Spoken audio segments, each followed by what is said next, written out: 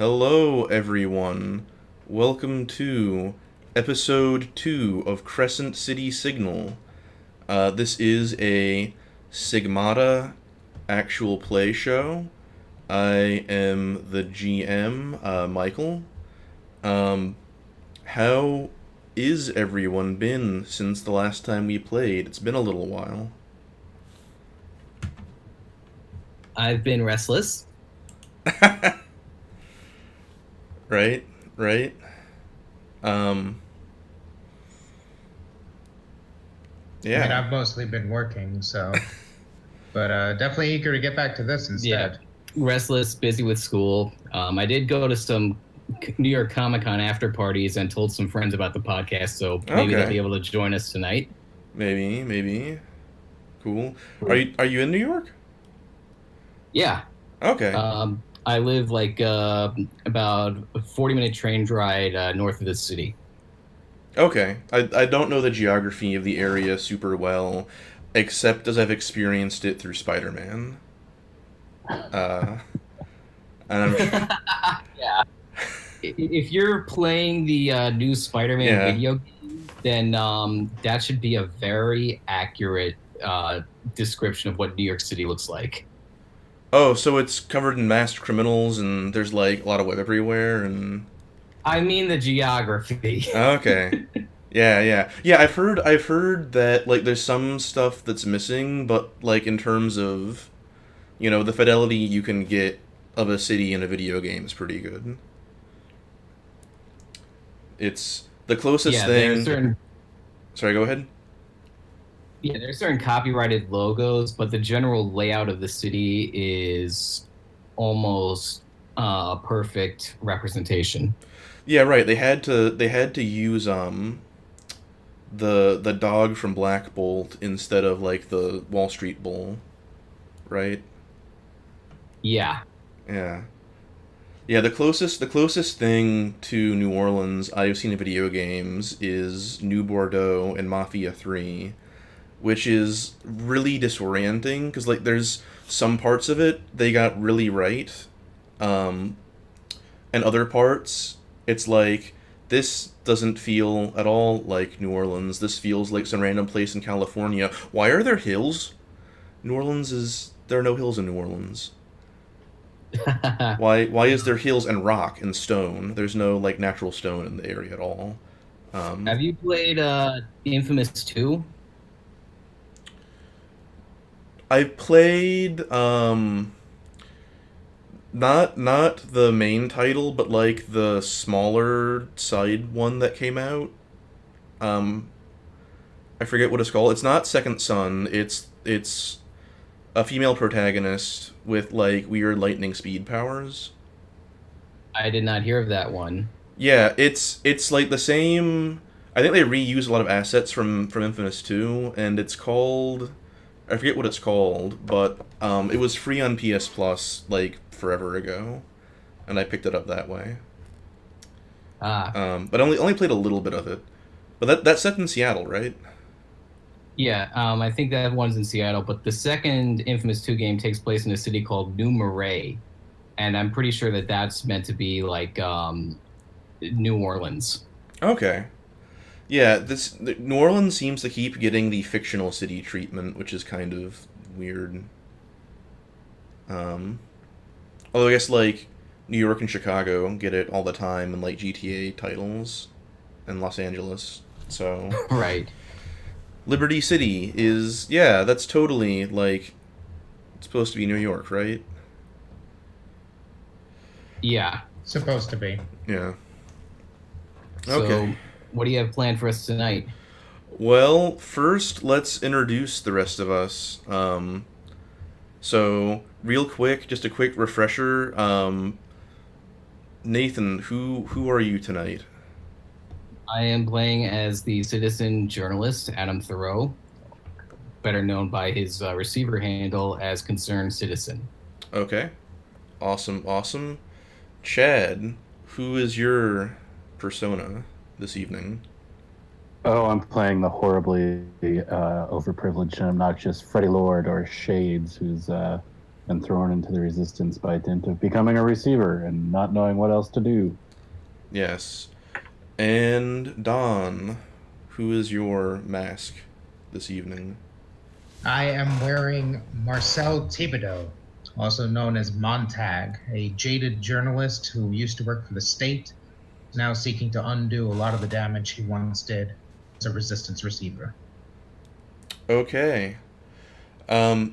So I have the screen. You all should be looking at the... Is my cursor working? My cursor's working. There we go. The actions and favors screen. In particular, I'm showing all our folks on stream. Currently the regime actions. I'm actually on the wrong thing. Hang on. So we're looking at faction favors and faction fallout. So last session, we played through a resistance action where our receivers assaulted, or they're not assaulted, recovered a new receiver who had just received their powers when they put the signal up in their previous mission. And so the flow of the game is the players respond to something the regime does. The resistance then has opportunity to do a resistance action, which in this case was recovering a new receiver. And then after that, we do a faction loyalty check. And we had talked about doing it for the party, since they've sort of you've interacted with them the most. So I figured we would do this live. So Okay. the way that this works is we roll a d6. If the d6 is... Let me check the actual text. I think it's if it's equal to or lower than their faction loyalty, then they remain loyal, and you get an opportunity to do a favor for that faction to earn them more loyalty. If the roll is higher than their loyalty, then they misbehave in accordance with the current signal strength. The signal strength is currently 3, which is in the middle. So we would be picking something to the severity of the uncertain outcome, the middle column in faction fallout. So, I'm looking at the rulebook right now to make sure I actually have the numbers right. GM selects a faction, rolls a d6. If the result is equal to or less than, equal to or less. And if it's greater than, bad things happen. Alright, so let's do it. I'm going to roll 1d6, unless one of you would like to roll the d6 and take responsibility for RNG. No, but so am I correct also that there's a choice? So if we make the faction favor roll, we automatically get a wave, and then if we do the mission, we get the +1 loyalty and wave. Yeah. The way The fallout, we do the mission to avoid the penalty, or we can just take the penalty and go on to the next strategic. Yeah. Also, if there's fallout and you do the mission to stop the bad thing, you actually lose loyalty with the faction. Right. So there is a bad thing whether you do the mission or not. So cool. Roll 2, buddy. All right, I'm gonna roll it since RNG is my fault, I guess. Oh look, it's exactly the roll I'd rolled before. So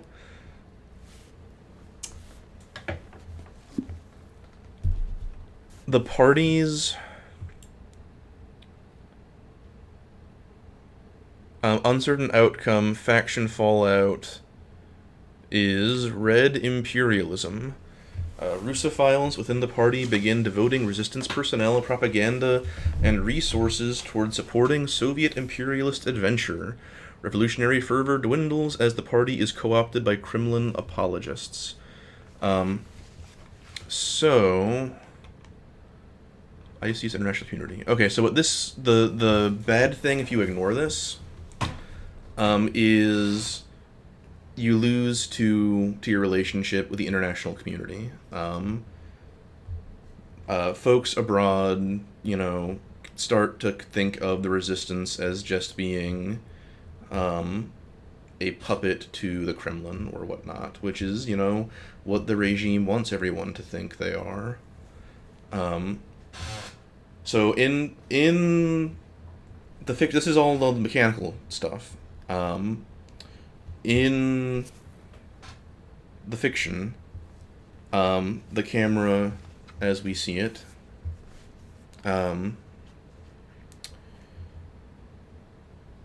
I think some time has passed since the last mission. You had that very eventful evening where you exploded an abandoned building or an empty building that was about to become a deportation holding center, and then you skirmished with some Freedom Fist officers while recovering a receiver. So I think there was some heat, and it was time for y'all to lie low. Don, what does Mr. Thibodeau do when they're not out on a mission? When not out on a mission, Montag would actually be working on public relations and recruitment for the resistance. He'd be doing everything he can, mainly focusing on people who are already pretty loyal to the regime, or people that don't want to question what's been going on, and trying to use force essentially to show them what's actually been going on, and try and make sure that the resistance, at the very least, is not despised in New Orleans, and that people are starting to wake up a little bit to the reality of their lives. Okay, so what does this does he go to coffee shops and upscale areas and start conversations with people, or what are they doing to try to boost resistance PR? He'd actually be working in the music scene. He himself is a musician. He's a busker every now and then. And so he'd actually be going throughout the New Orleans buskers and street musicians and things like that, and using them to try and help spread their message. That's smart. What instrument does he play? Montag plays the trumpet.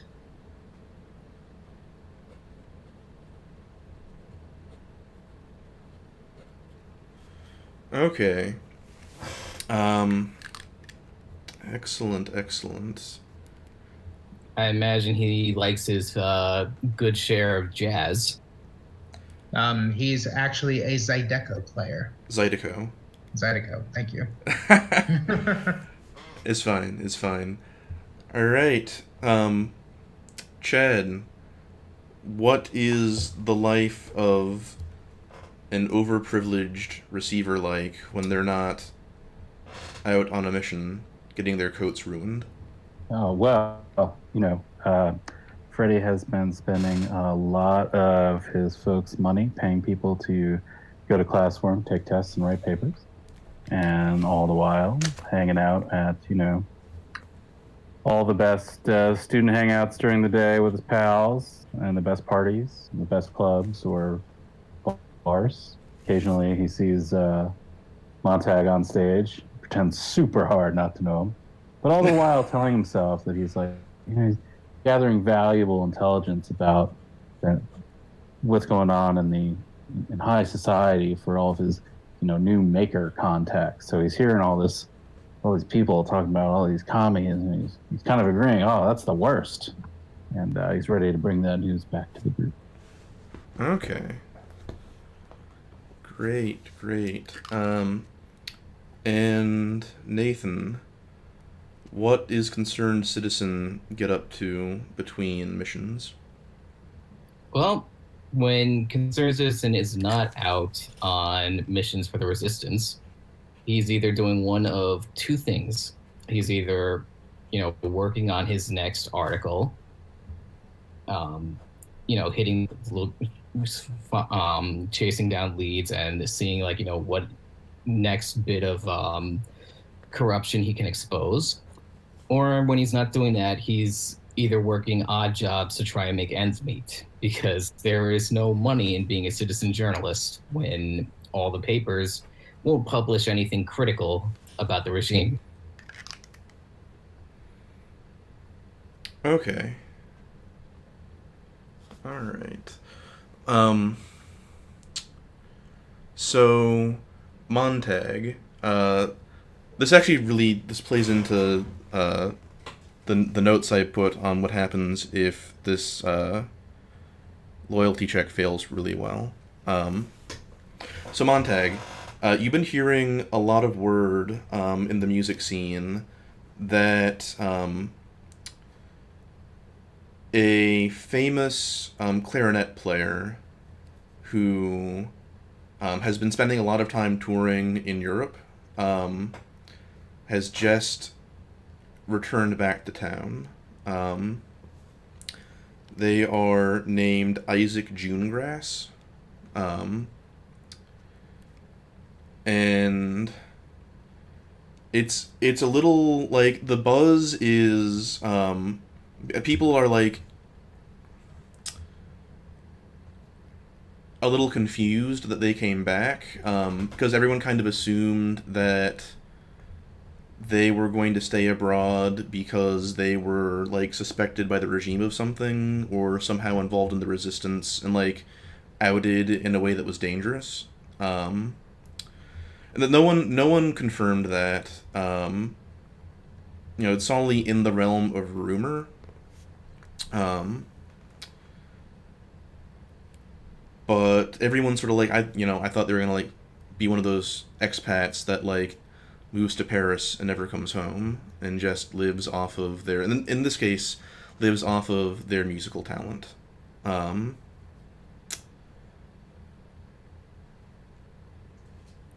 Concerned citizen, I think this comes across your desk because Junegrass recently spent about 3 months playing at a club in West Berlin. And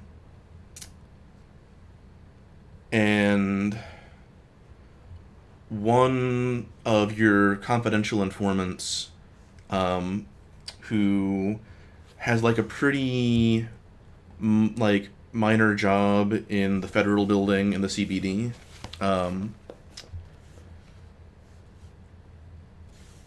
has like tipped you off that the regime suspects this person of being a Kremlin asset.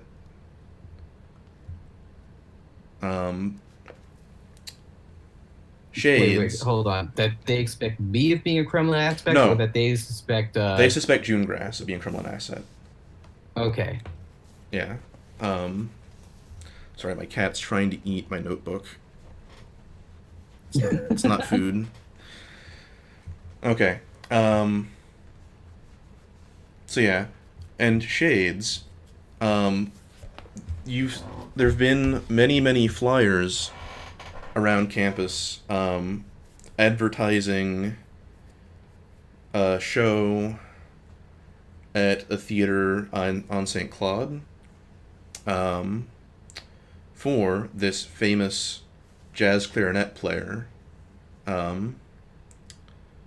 who has just come back from Europe, and it's in a kind of like, it's a part of the city that's a long way from campus, and it's, a little like all the like cool edgy kids are talking about going out and seeing this show and slumming it. I'm cool. I'm edgy. Yeah. So, all of that said,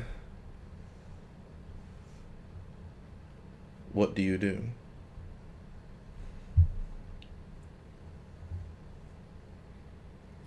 The show is in Shades. The show is in like 2 days, I think.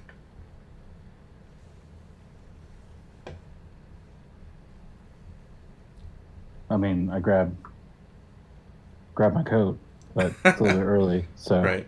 I don't go there right away. Yeah, but, right.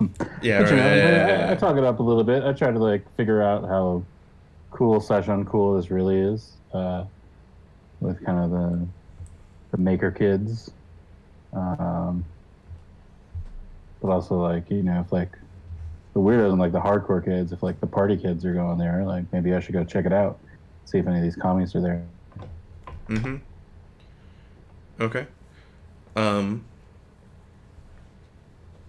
And maybe I'll even get in touch with some of my resistant contacts and feel, you know, super secret agenty.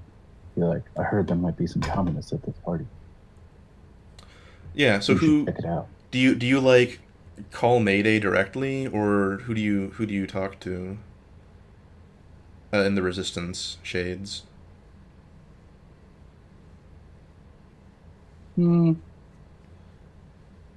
I'd probably call it into like Mayday, like whatever HQ we have. Yeah.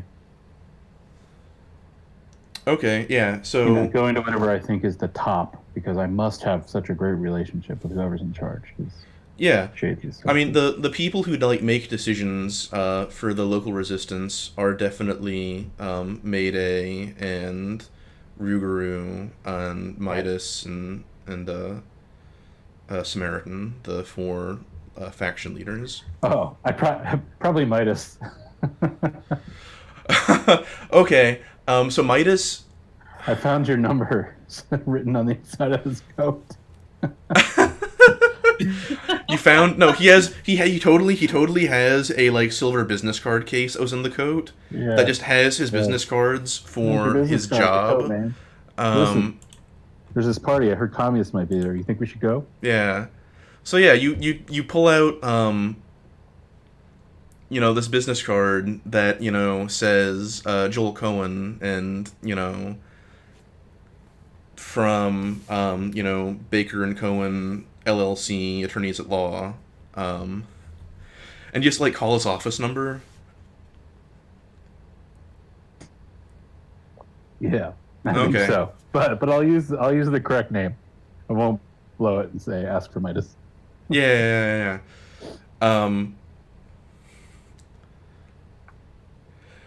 So yeah, you definitely so you're calling his office. Okay, yeah, you get his secretary, and she says, you know, oh, I'm sorry, Mr. Cohen's busy at the moment. Can I what are you calling about? No. Tell him it's the guy with the coat, and he'll want to talk to me. Oh, Mr. Cohen's been looking for his coat all over the place. He'll be so glad to hear someone found it. Where can he call you back? You know, I've got either my cell phone or whatever the payphone number is on campus. You have a giant brick? Probably. Yeah. Don't you think? Yeah, that's appropriate. Sure. Big pockets in this coat. Okay. Okay. I'm gonna come back to you. Concerned citizen, how do you act on the intelligence that has been provided to you? What's your first impulse?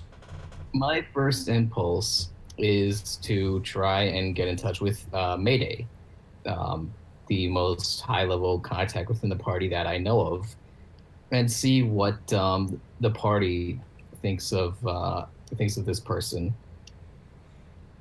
and if they really are Russian turned spy or not. Okay, yeah. You let you go through the proper channels, I guess. I'm assuming that you're more careful about this than calling them directly on their office number. I mean, it doesn't have an office number, so yeah. So yeah, Exactly. you arrange to meet Mayday at a bar in Mid City, where she like that's the meeting spot that she indicates. Um, and do you like call any of the other receivers in on this to come with you, or are you going alone? I would logically call Montag because he knows how to think like a journalist. He knows how to ask questions. So I would bring him along. Okay. Also, does everyone else know that you're a musician? Yes, that's not something he would hide. Okay. He's actually quite proud of it. Right, as one should be. Okay, so I think, yeah, let's do the Mayday scene first. So the bar you're directed to is this old like Irish pub. Um, and you come in and it's, dark and dim lit. The air conditioning here is like barely functioning. There's like a few slowly spinning ceiling fans trying to desperately circulate the air, but it's still pretty like thick and oppressive. It's a little bit better than being outside in New Orleans in June, but it's still like, you can feel the sweat like sticking your shirt to your chest. Um, and the bartender looks up and sizes you up and sort of gestures to a back room or to like a back bar.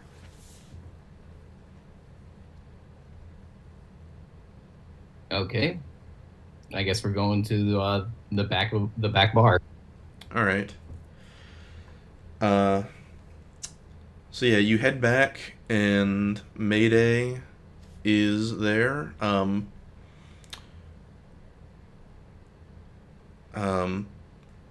There is sort of a like big guy drinking. So the back bars are like the bar itself, and a couple little tables, little round tables, like four seaters. Um, Mayday is at one of the tables, and she already has a glass of what looks like Jameson on ice, Jameson on the rocks. And there are a couple of like big, like stevedore or like union, like construction worker looking fellows who are drinking at the bar. And Mayday, looks up when you enter and gestures for you to sit down.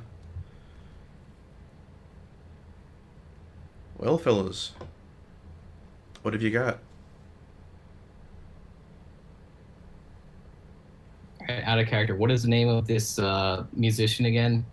Their name is Isaac Junegrass. Right. Okay. Thank you. All right. Back in character. What do you know about Isaac Junegrass? Why are they back here after spending so long away in France?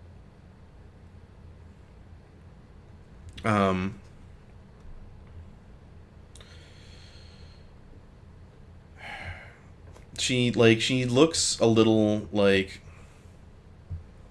a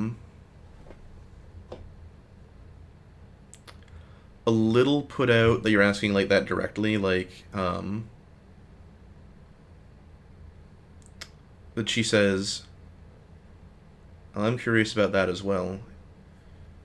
When he left in a hurry. He hasn't been back stateside in 3 years. It was strange when he left. He'd been quite involved organizing the musicians union for the party. When he left a lot undone.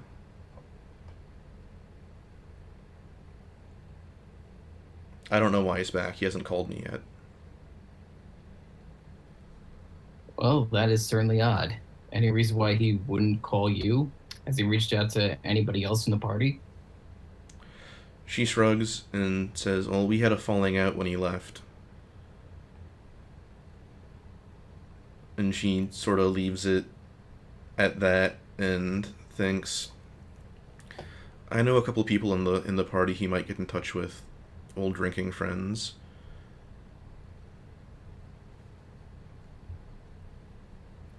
Could you point us to where they are? She nods a bit. Yeah, they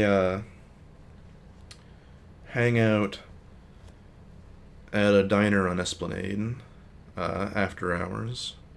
You won't be able to find them there anytime before 3 a.m., but that's the best place to find them.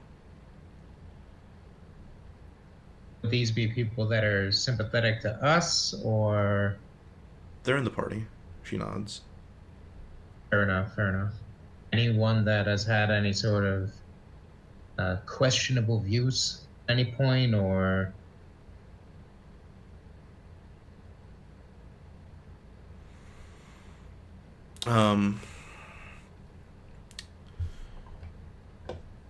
She sort of wrinkles her nose and says, I mean, there's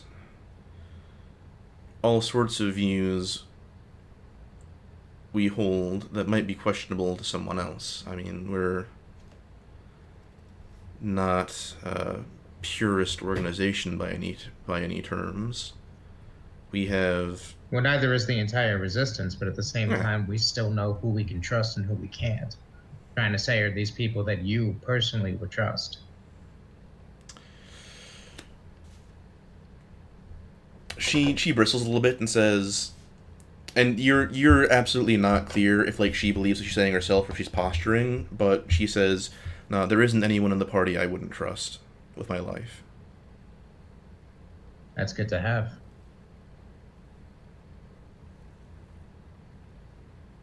Yeah, trust is in too short supply. She nods. Oh. Is there any reason in particular you're asking after him?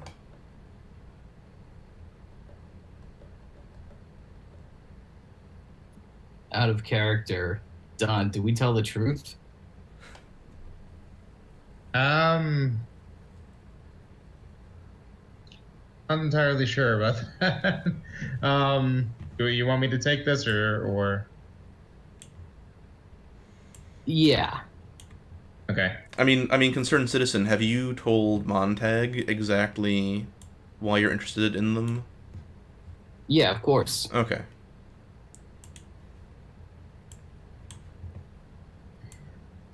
Montag will just shrug at that point and go, he's a fellow musician. He's been gone for I don't know how long at this point, and considering the time he spent overseas, I just figured that maybe he might know a couple things that might be of interest to myself personally and to us as a whole. But I can't imagine he's an easy person to get a hold of, especially after just disappearing like that and showing back up. Nary a word.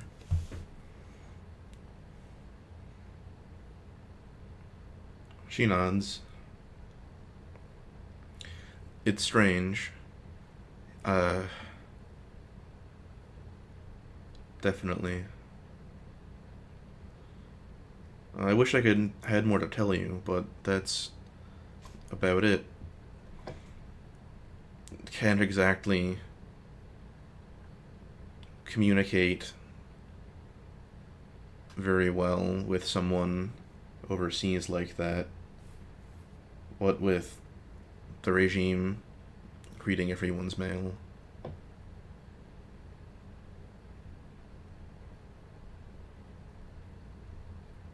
It certainly doesn't help, but I can say you yourself have been a huge help to us. Thank you for your time. She nods and she pulls out a notebook and writes down a couple of names, and tears off the sheet and slides it across. As like I said, pretty much any night she writes down another name.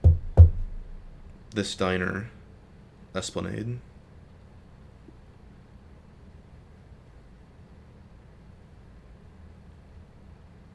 Montag will kind of nudge Citizen at that point and go, I could go for a bite.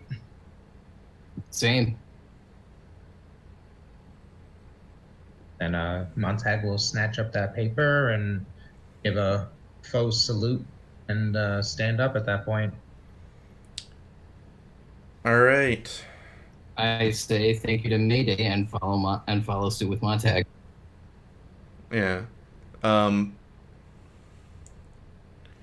I think the camera lingers a bit on the bar after you leave, and one of the guys drinking at the bar gets up and whispers something to Mayday, who nods and makes a dismissive hand gesture. All right, Shades.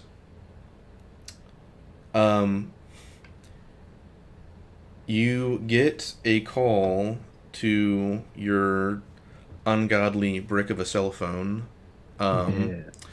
from Midas's secretary, asking to meet at a greasy spoon near campus. It's on South Carrollton Avenue, which is sort of one of the big thoroughfares nearby. It's like a 20-30 minute walk from campus at midnight, because I mean, you're not sure if this is because like Midas is trying to play Cloak and Dagger, or if it's just like when he has a second free. But you could definitely infer the former. I'm playing Cloak and Dagger for sure. Yeah. Putting up that collar, booking it over there. Okay.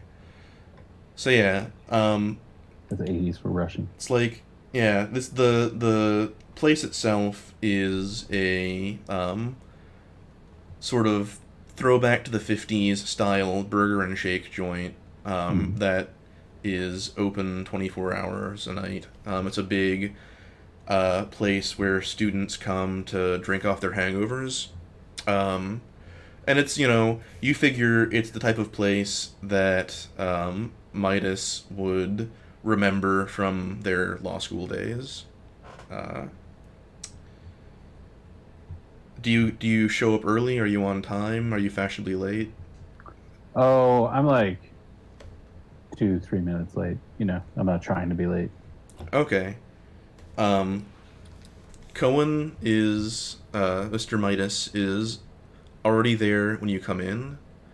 It's a little dead right now. There's like one other group of what looks like already like pretty drunk frat guys on one side of the diner. And there is Midas looking like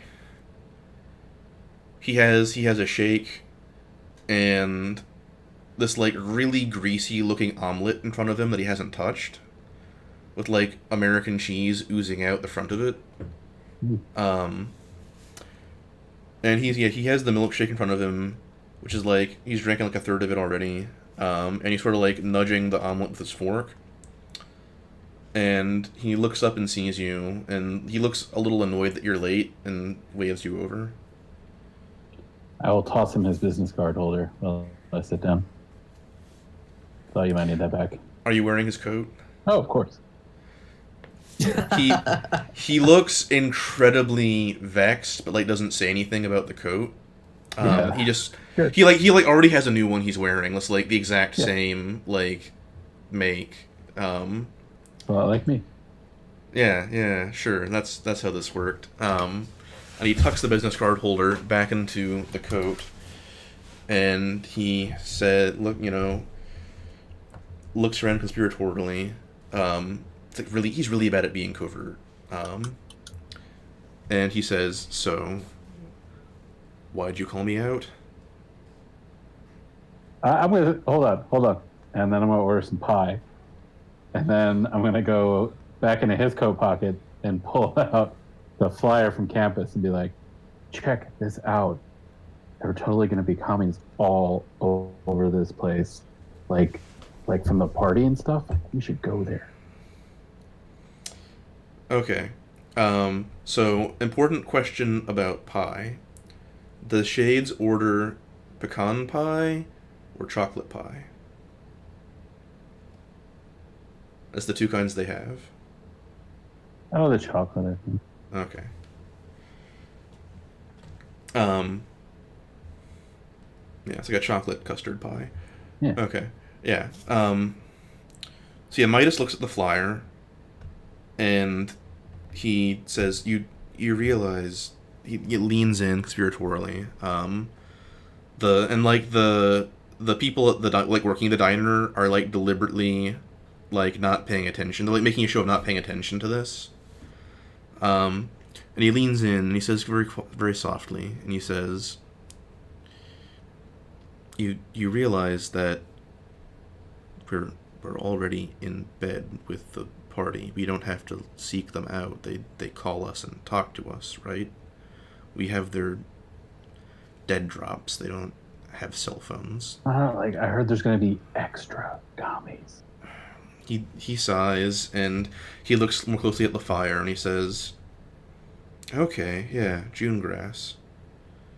Yeah, this guy's legit. He was big in the musicians union before he went to Europe, sure. His brow furrows. Like he's just perpetually frustrated fellow.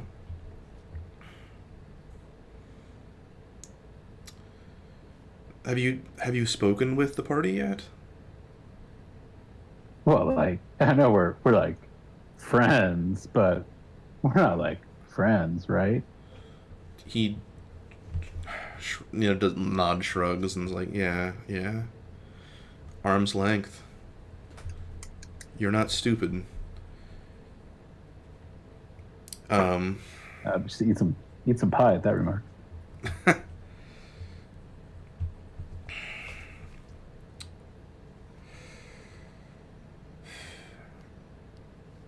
I'll tell you what. I'll have my people look at this.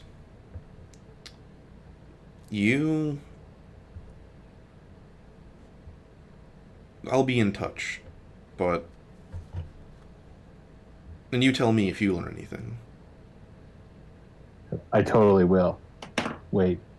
And then I'm going to go into the other pocket of my coat, and then I'm going to pull out my business cards that I got printed after seeing his business card, but mine are on better paper, and I'm going to give him my business card. Okay, he takes the business card in two hands, and you see him have the, like, American Psycho moment where he's like, "God damn, this is better than mine." And, like, there's, like, what I was thinking. His thumb, like, there's, the camera, like, zooms in over his shoulder and, like, focuses in on his thumbs, so, like, you see his, like, nails go white with pressure on the card, and, like, the card creases a little slightly. And he, slips the card into his pocket and says, "I'll call you." I'm going to go, "It's embossed on the back." And then slide my pie towards him and go. Yeah. As the camera lingers on him, right before the scene shift, he looks at the back, and you just see him mouth, "Goddamn."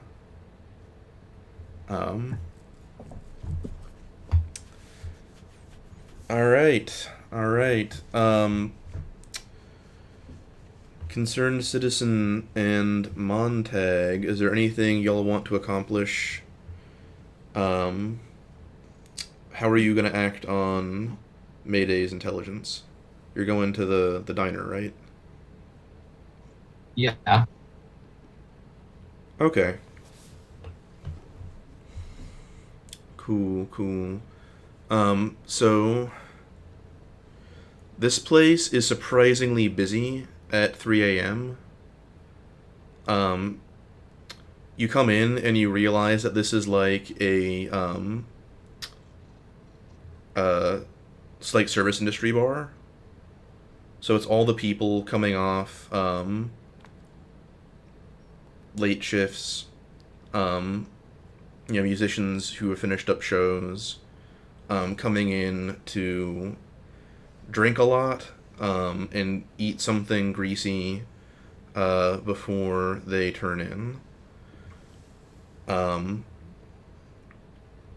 Montag, you recognized at least one of the names on the list as being a saxophone player named Fox, or who goes by Fox.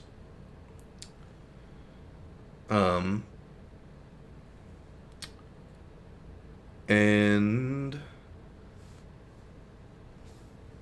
yeah, they are there as you enter.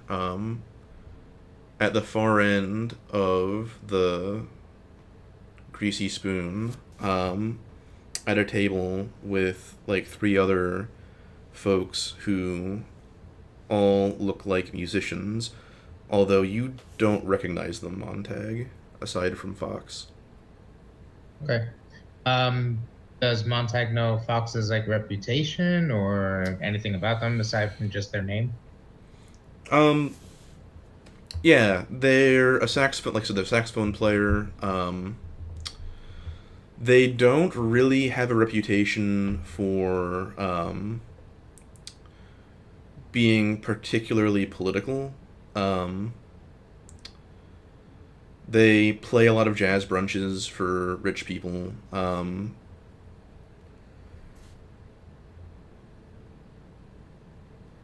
There's been involved with the party mainly through the union, mainly through like doing the bare minimum to like get dental work done. Okay. Not super committed, but also not committed in the opposite direction, right? The sort of person who would just keep their head down and live their life if it were convenient. That's fair.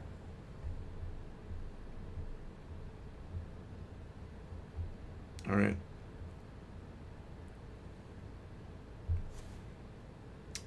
How do you approach them?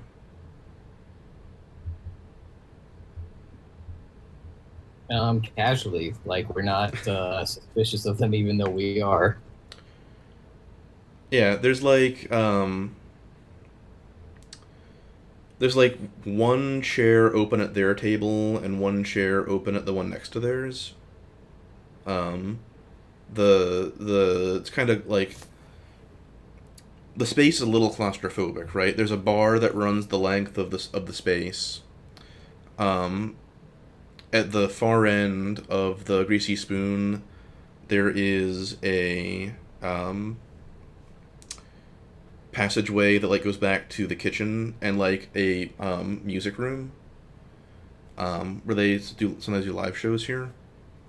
And then like along the side of the space opposite the bar, there are like 5 pretty cramped tables. And this is sort of place where you like have to order your food at the bar. No one's taking your order here.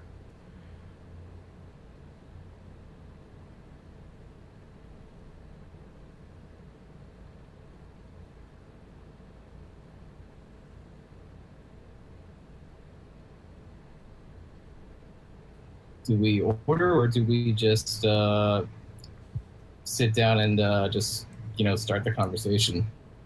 I said just sit down and start the conversation. I mean, we know what we're here for. Okay.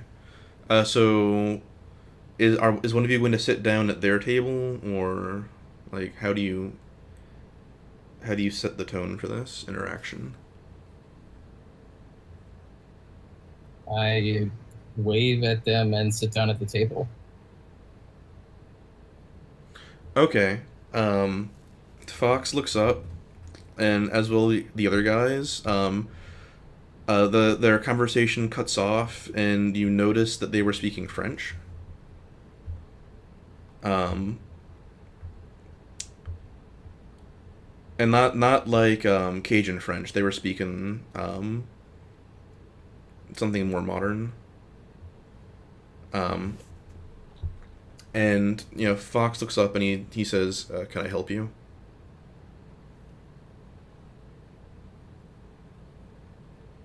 I believe you're expecting us. Mayday said you could help us. He looks a little confused, and his companions are all look a little irritated to be interrupted. And he says, "I haven't spoken to Mayday in some time. She told you you could find me here."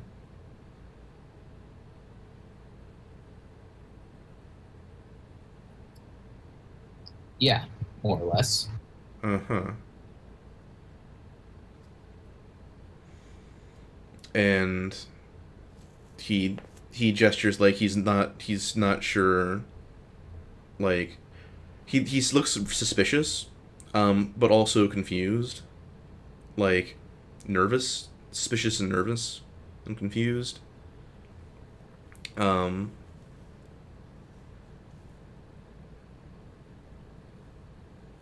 Yeah, Montag, what are you doing for all this? Seeing this, Montag will come over and like kind of nudge Citizen to slide over. He'll grab his own chair, like flip it around and plop down on it backwards, and look over at Fox and be like, "Is he bothering you?" He gets a little jumpy sometimes. And he'll point over at the crowd there and be like, "It's June Grass, right? I haven't seen him in New Orleans for I don't even know how long. Was there a gig or something tonight that I missed?" Fox sort of looks over and says, "Nah, June Grass isn't here. Oh wait, I mean, that's right. he's sorry. in the city, Yes. but he's not." Redo. Okay, Sorry. okay. It's he'll point at the group of people and just gesture, was there a gig tonight that I missed? Was something big? Oh yeah, and he says, nah,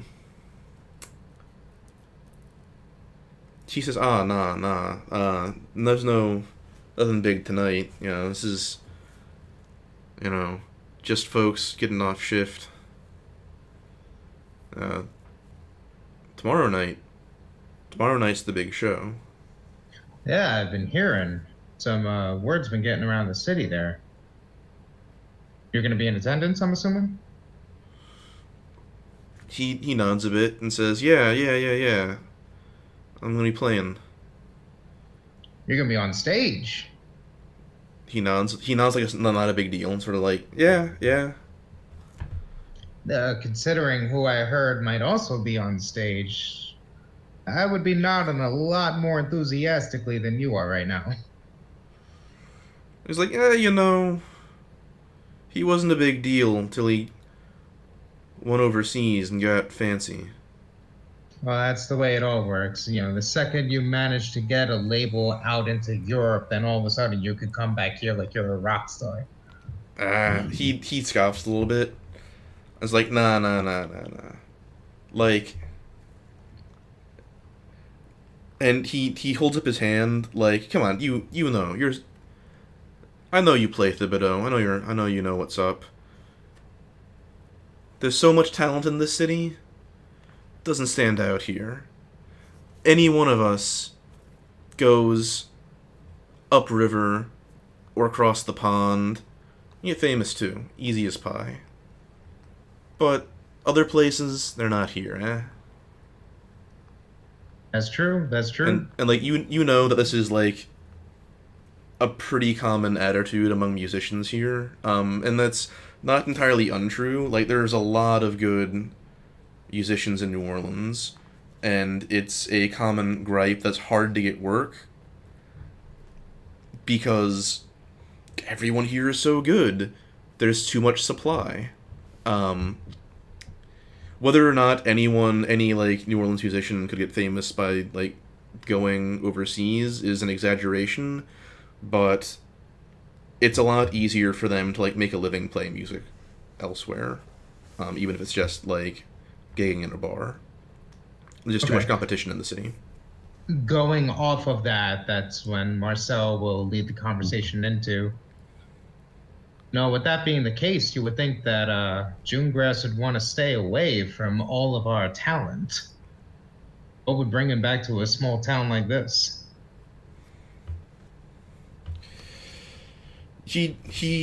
So is Montag's intent to get him to reveal something he shouldn't? He shouldn't, right? Yeah, he's probing. He's relying on their relationship as musicians. He's definitely trying to get him to reveal more than he probably should. Okay. I chime in agreement. Yeah, if what you say is true, there's absolutely zero reason for someone like Isaac Junegrass to come back in this pond. Okay, so this isn't a conflict yet, but I do want you to make a roll. So it sounds like Montag is going for guile. Yeah, I would say that's fair. He's not being aggressive about this. Okay, so yeah, what we're going to do is we're just going to do a guile roll, and we're going to use the like narration guidelines to see like how much you get out of him.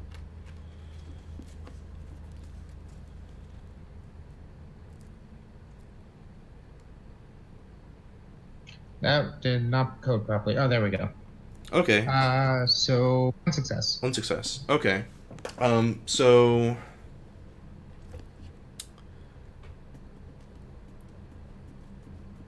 yeah, so you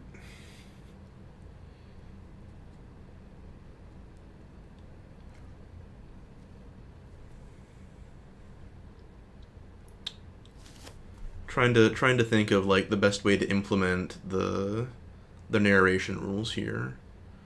So he definitely slips up and tells you something that might be suspicious. I don't know if Fox like actually knows anything incriminating.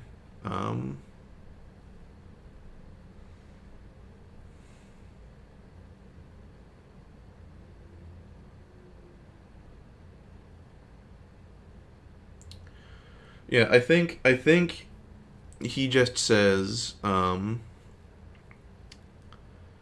yeah, well, he was spending a lot of time in Berlin. I heard he outstayed his welcome. Which Berlin? I mean, he looks like, West Berlin.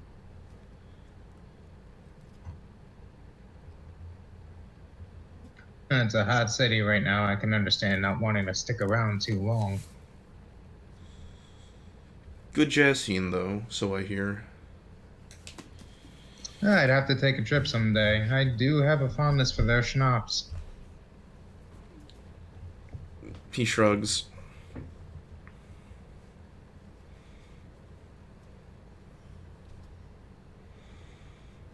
Out of character.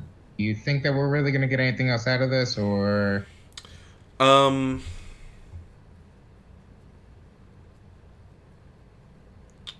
Citizen there. I think we've gotten all that this guy's going to give us. Not unless we want to escalate this to a potential conflict, but I don't think this guy really knows anything more than what Mayday told us. Yeah. Out of character, y'all might be able to get Junegrass's present location out of him. All right. Before I go back, I'll ask him then. Back in character, I ask, where do you think we might be able to find June grass? Well, he does a scan. Like, he looks around like he might expect to see him here. He says, well, he's not here. He might be practicing. I heard he had some sort of fancy accommodations in the warehouse district. And out of character, the warehouse district is near downtown. It's a part of town where, like, presently there are a lot of warehouses being converted into apartments and, like, artist lofts and places like that. And a decent number of the warehouses that are abandoned are being squatted in by less lucky musicians and artists. So it's not in itself suspicious. So yeah, I heard he been staying in some digs in warehouse district.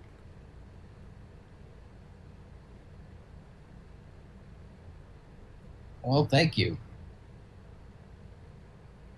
He nods.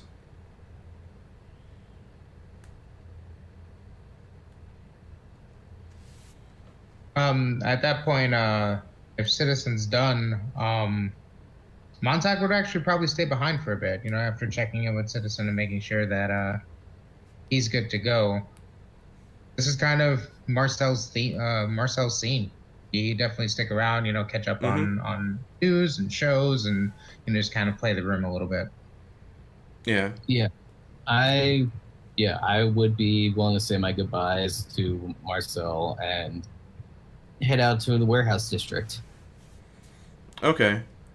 And, like, as you're leaving, concerned citizen, Fox goes, "Hey, go to the show tomorrow night. It's gonna be great." I look back and I say, wouldn't miss it for the world. He gives you a thumbs up, and looks back to Montag and says, "So, what's this really about?"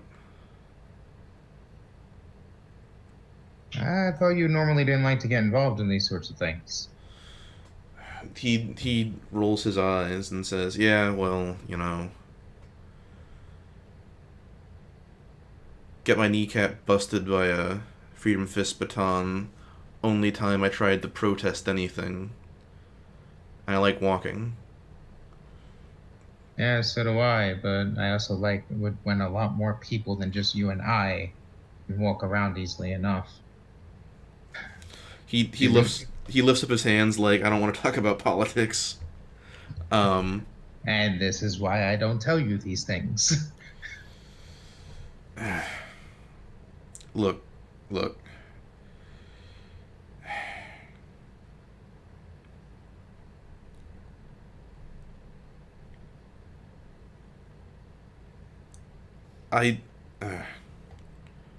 He sort of like at a loss for words, and one of the people he was talking to looks to him and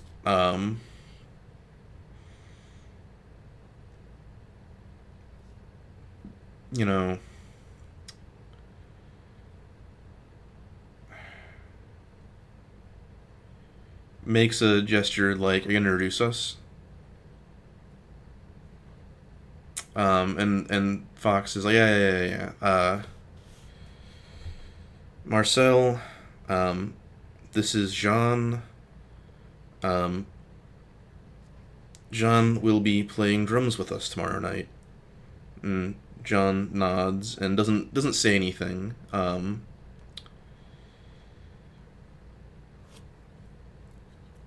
So Can Montag tell, like, is Jean like sizing Montag up here, or is like... Yeah, all three of the other guys have been like quiet but like watching you carefully. One of them like followed concerned citizen with their eyes out the door. Didn't get up, but like definitely watched.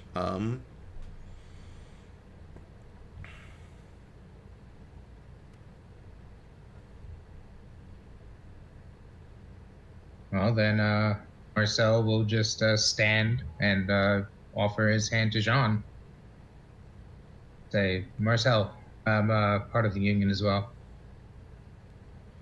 John stands and shakes, and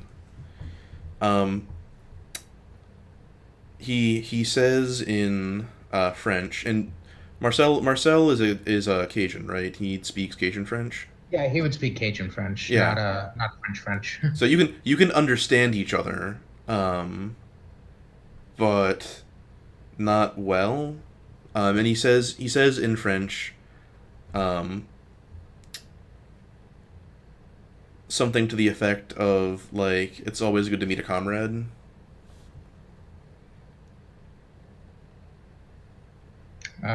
Then in Cajun French, Marcel will respond, likewise. It's always good to know that people have my back here. And yeah, the guy nods and he says, all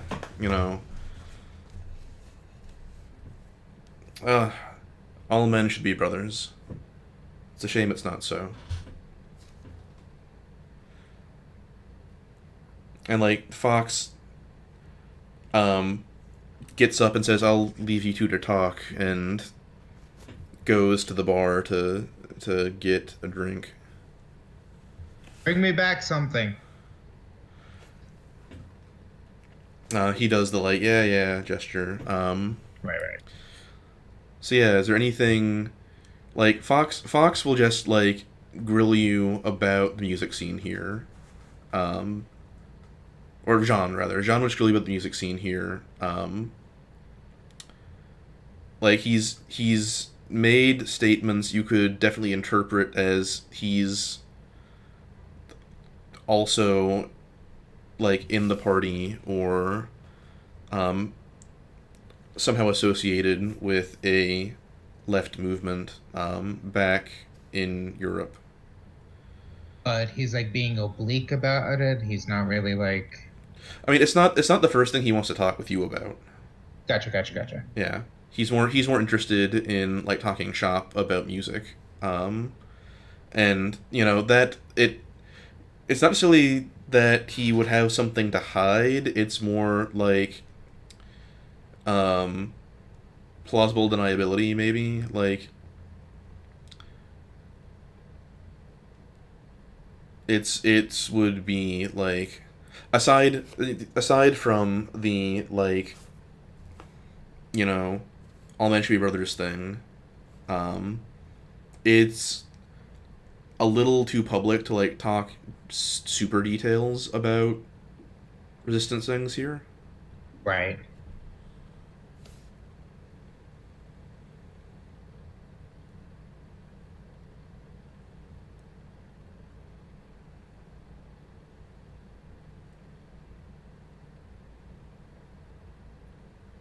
I mean, so is he like trying to ask me something? Like, is he trying to get me to reveal something, or? Oh no, he like I said, if you let him lead the conversation, he's just going to like talk about completely innocent like music scene stuff.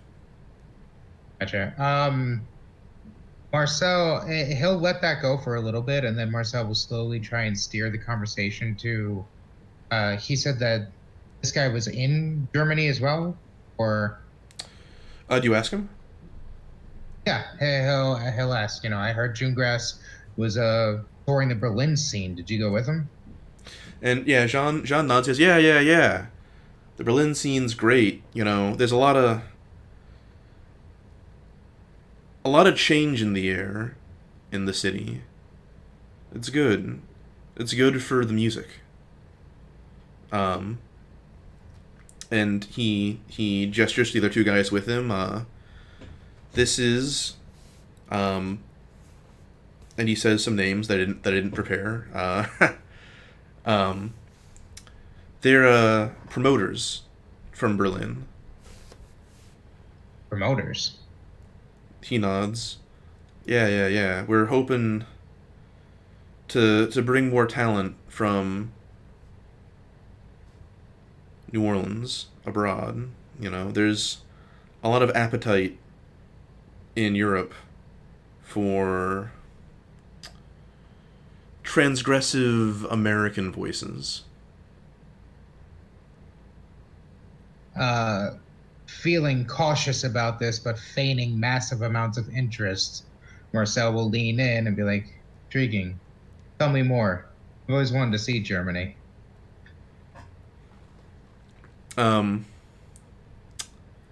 Yeah, and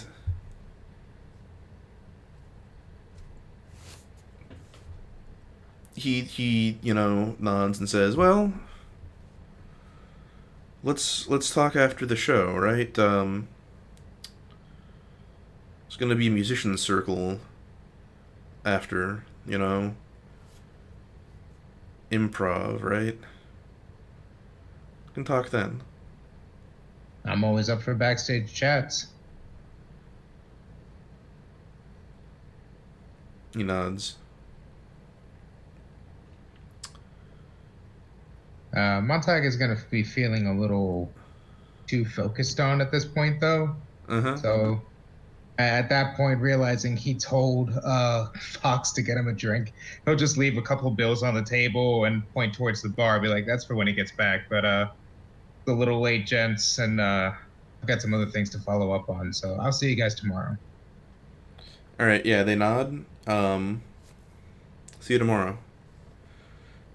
And Shades.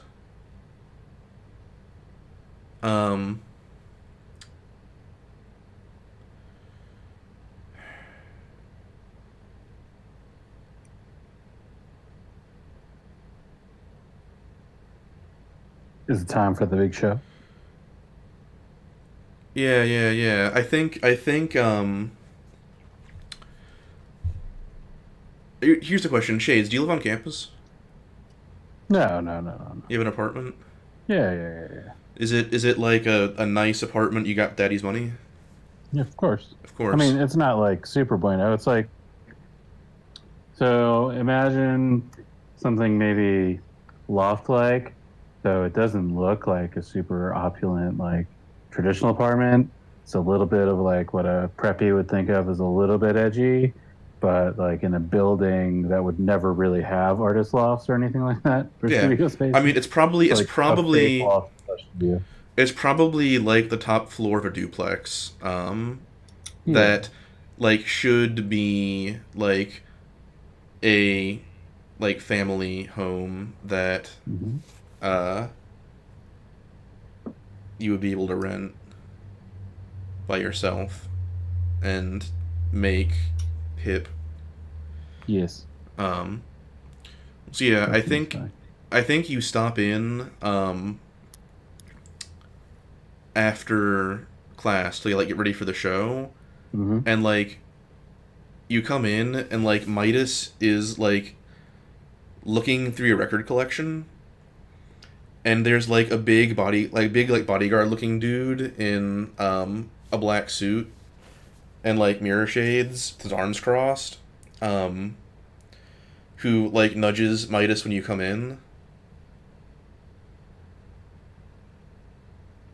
I'll tell the bodyguard not to let him break anything. Midas looks up and he says, "Yeah, I'll pay for it." And he like tosses you a billfold and says, "You need new locks." I'll keep the billfold. Yeah. Just flop down in a big like, graphic design beanbag and put my sunglasses on too. Yeah. Midas looks between your shades and his bodyguard shades and looks like, oh god. And says, "Okay, so I did some digging on this June Grass guy. He spent something like 3 months in Berlin, except no one knows where he was the 3 months before that." I don't want to be like, I told you so, but I told you so, right?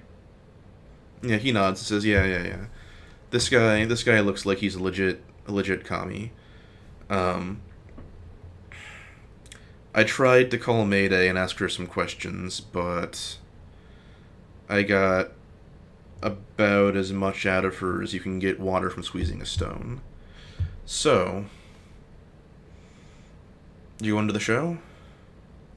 Oh, heck yeah. Great. You want me to like go backstage and like find stuff? Like He looks at you and sort of like, what kind of, yeah, sure. Find something. Sweet. If Mayday doesn't know anything or doesn't want to say what she knows, that's suspicious.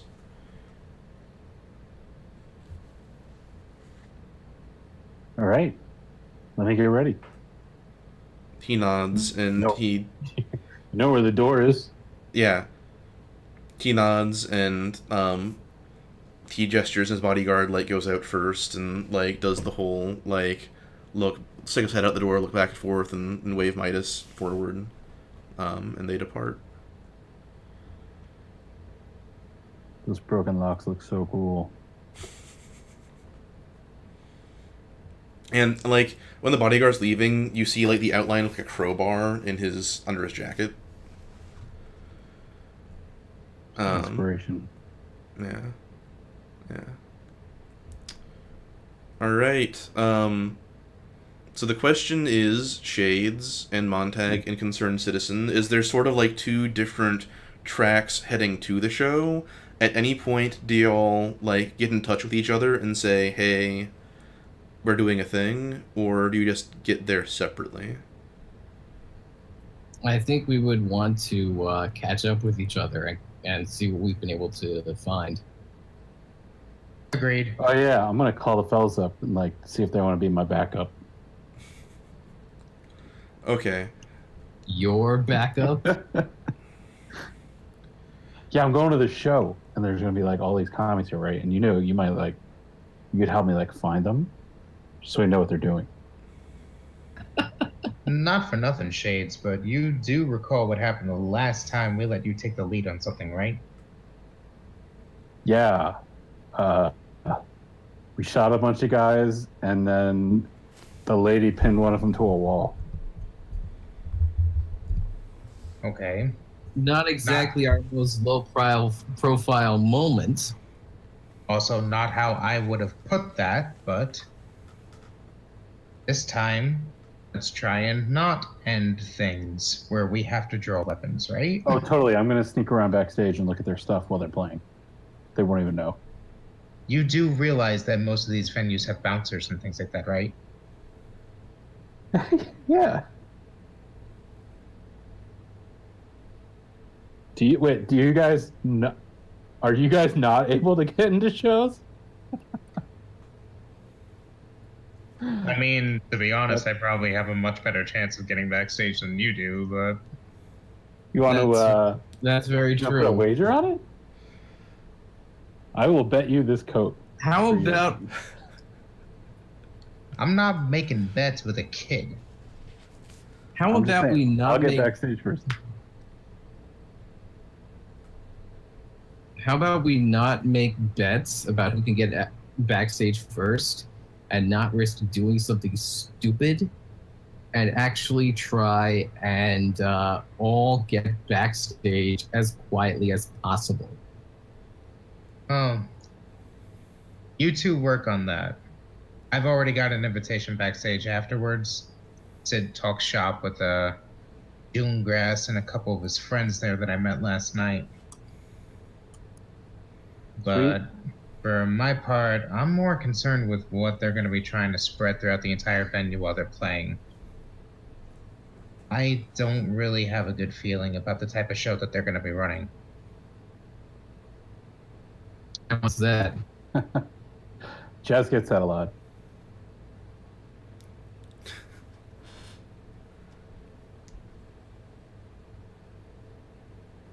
But Okay, regardless, so backstage. See you backstage. Is that what you're saying after the show?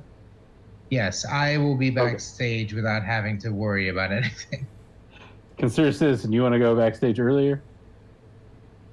I I'll probably be backstage with Montag. They know me. They saw us together.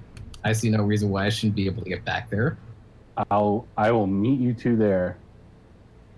Monty, bring your coat. You can't have my blazer. You don't get blazers just because you say people should give you blazers. I know you like this coat. Montag shrugs indifferently.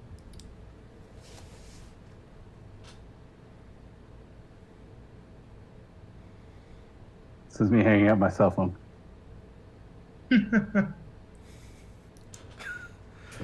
All right. So let's come up with a plan, right? Yes. So I'm going backstage. So Shades definitely wants to go backstage before the show, or before the show's over, or the show's going. And Montag has an in to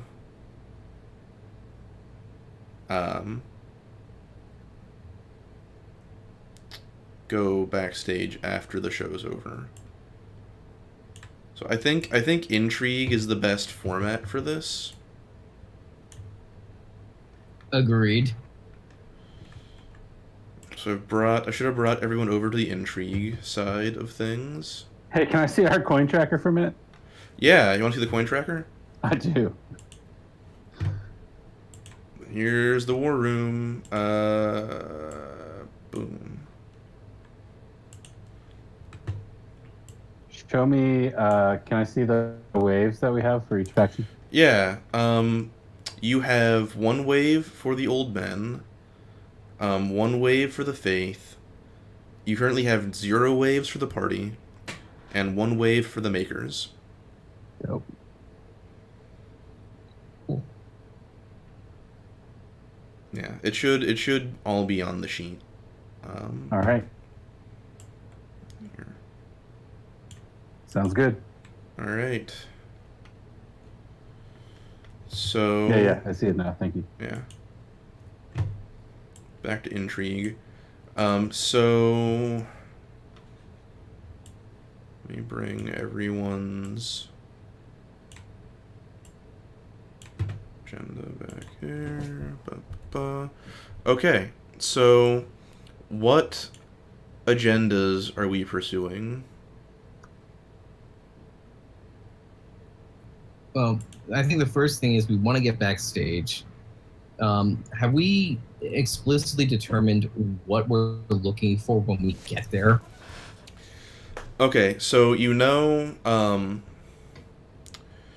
that Junegrass has spent a decent amount of time in Berlin. You know that PsyOps suspects that he's a Kremlin agent, or at least someone, a confidential informant you have, a concerned citizen, suspects that they are somehow connected to the Kremlin.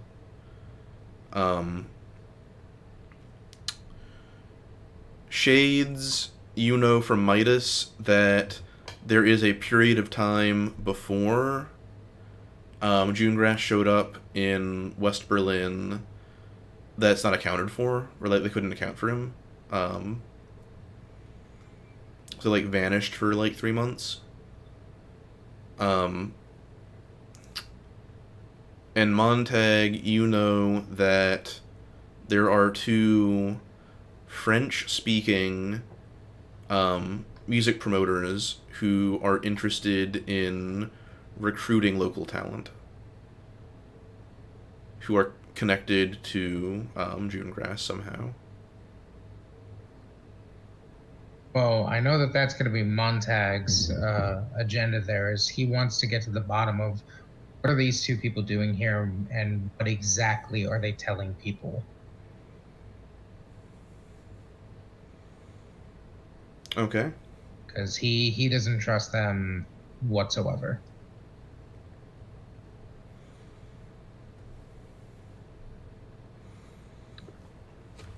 I mostly want to get backstage and then find evidence of communists. Okay. Shades, what does evidence of communists look like to you? Shades has no idea, but he knows he's going to know it when he sees it. There's just going to be like something. There's going to be like Russian stuff, or like a big pin maybe, or like some code. Yeah, I could see that.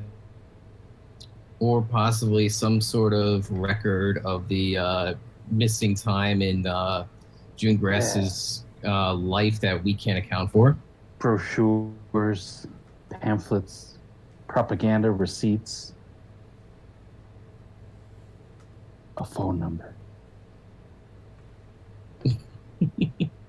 That you can call on your brick of a cell phone. Yes, and then somebody will open up and be like, Здравствуйте, как дела? And then I'll know. Okay. So I think access backstage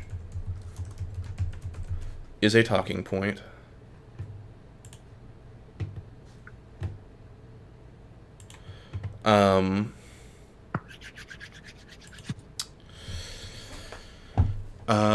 So we also want to write one about the music promoters. So how do we want to phrase that? I guess question the music promoters. I would say more uncover promoters' true purpose. Because again, everything right now is we suspect these things are going on. We don't actually know. Yeah. Okay, so we uncover the promoter's true purpose.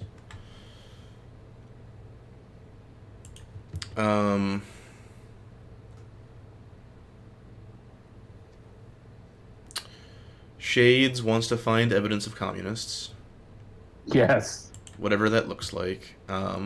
It's just going to be a big hammer and sickle on the desk. Yeah. like that's it. Wow. You really Raw think we- iron. Is that really? That's amazing.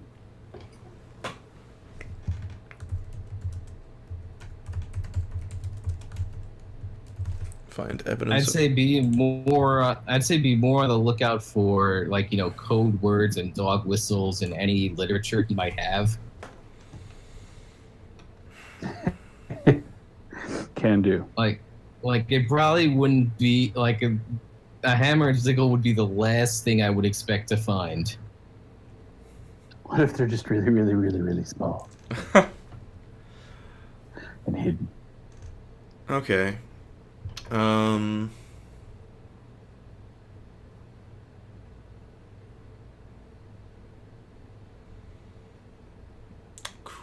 Cool.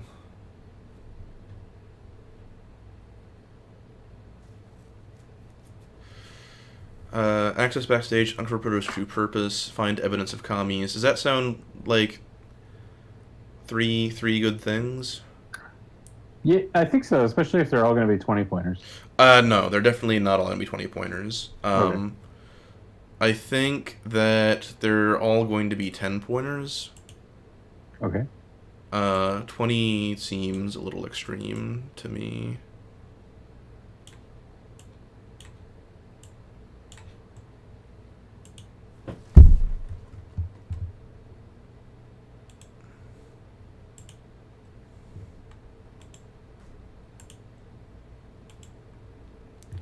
So I want to finish setting up real quick.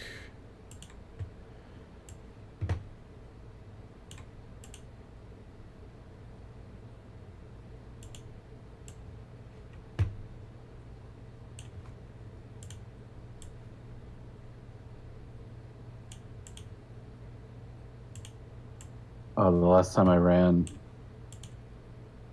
a game of Sigmata last week, like my intrigue sheet got moved, and then somehow it got on top of all of the little bars and dots and names I was using. Oh no! Did you have it on the map layer? Yes, I think so. Okay. However, I did it. Oh man, I had a GM meltdown. It's crazy. Went back to paper and pencil for like 20 minutes. It was insane. Yikes! Oh wow. Right? Luckily, I had a notepad. Was that your game with Chad Prime? Yes. Okay. Yes. A couple of people weren't there this week, but we had a good eventful session. It was good. Okay. All right. So it's gonna be starting at pressure 2.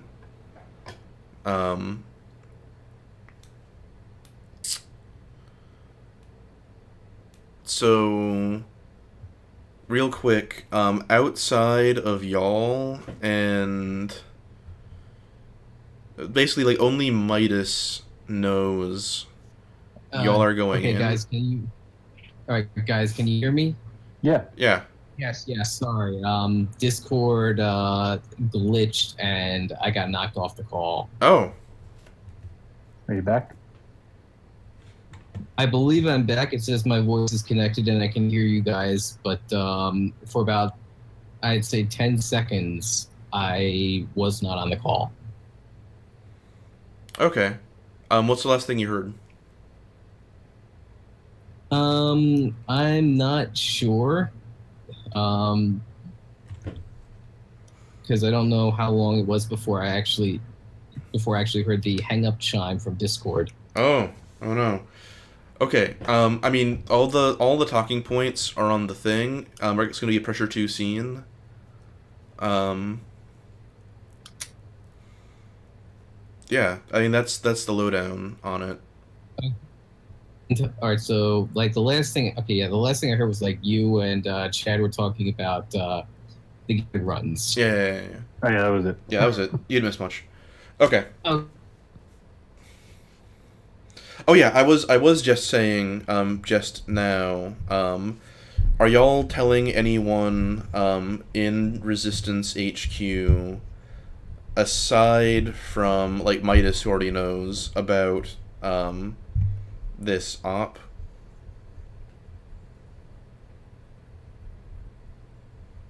Not until I find evidence. Okay. Yeah, we want to be absolutely certain that we have evidence of this, because if not, we could possibly have,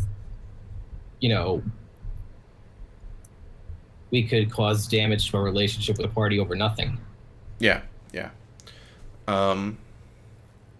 Okay.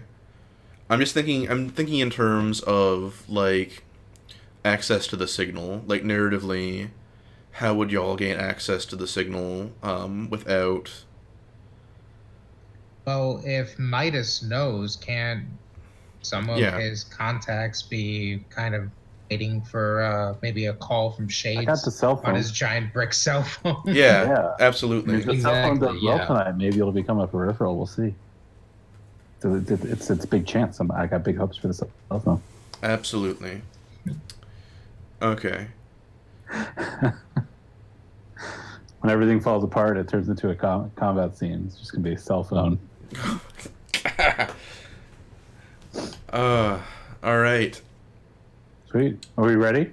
Yeah, I think y'all are ready. So we got 3 agendas. They're all 10 points. Access backstage, uncover the promoter's true purpose, and find evidence of commies. So yeah, I will set the scene. The show starts at around 10 p.m. It's at this bar on St. Claude Avenue, in sort of the border of the St. Claude and Bywater neighborhoods. It's not very far from where you found the new receiver. It's maybe like 5 blocks down the street, towards downtown. Like, the direction would be downtown, but it's actually away from the place of downtown because of how you give directions in New Orleans. But that's something I can rant about later. It's essentially like 5 blocks northeast of where you found the receiver, using actual like directions that mean nothing in the city. And the decor of this bar is a lot of bare concrete and like wood. There's a pretty big, and big is relative. There's a open space around the bar, like the main bar, and then in a like back area, like through an archway, there is a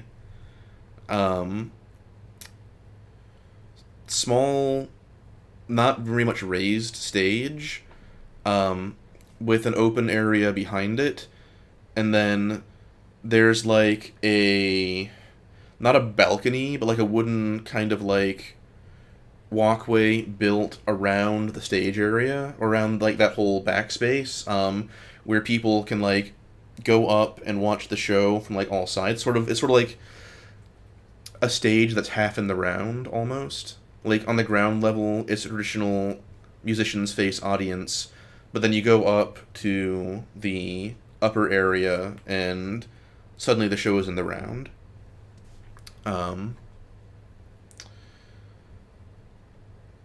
And the space is packed. It's a strangely small venue for such a famous musician, or jazz. It's a jazz famous musician. There are some slightly bigger venues that they could have gone to, but this is like packed and cramped and intimate. The backstage, as it exists, is accessed through a door on like the far side of the stage, sort of like from when you come in from the bar. Here, I'm actually going to like draw it real quick on the side of the intrigue map.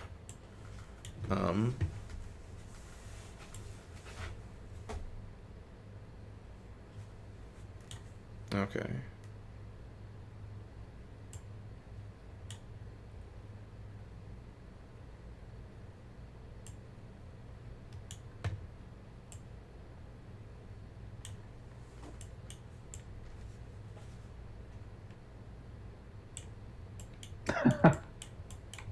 Right.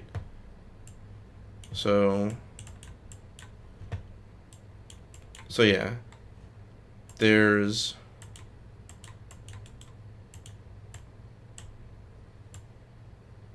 the front door, I'm highlighting, right? And then the bar, the stage, the stairs up to like the walkway around the stage area, and then the door backstage is like back here.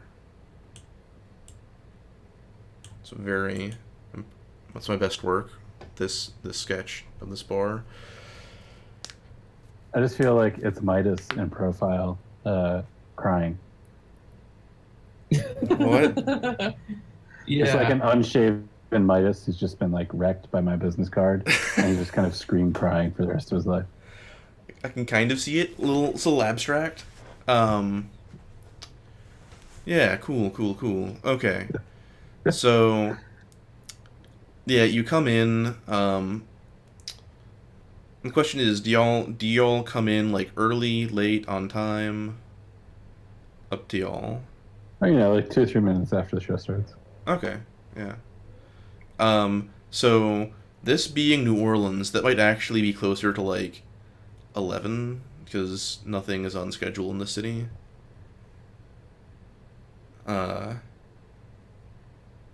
So yeah, you come in and like the music's just starting, A bunch of people are cheering. And yeah, the scene is starting. What do y'all do? You see on the stage, there is a person you all recognize as the guy from the Flyers, Isaac Junegrass, on his clarinet. You see Fox on a saxophone, one of the French fellows on a little drum set, and there's also a stand-up bass player, and like a guy with a washboard. And I play the washboard. And yeah, the promoters, Monte, the promoters you met are at the bar.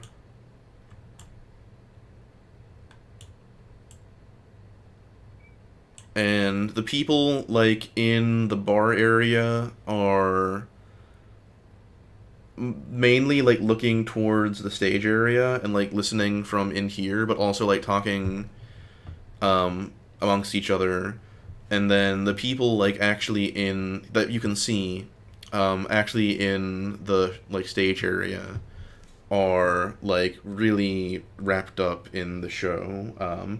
It's just starting, but this is a,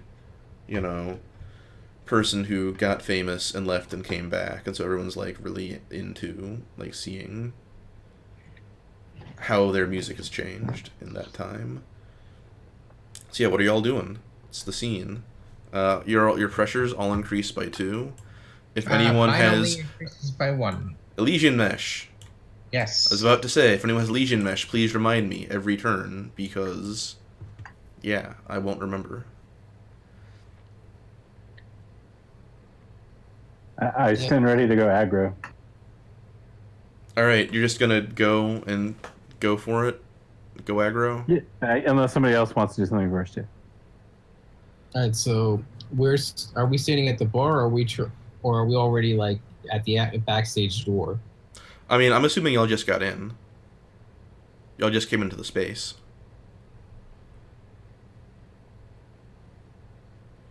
All right, so then let's try to talk our way backstage.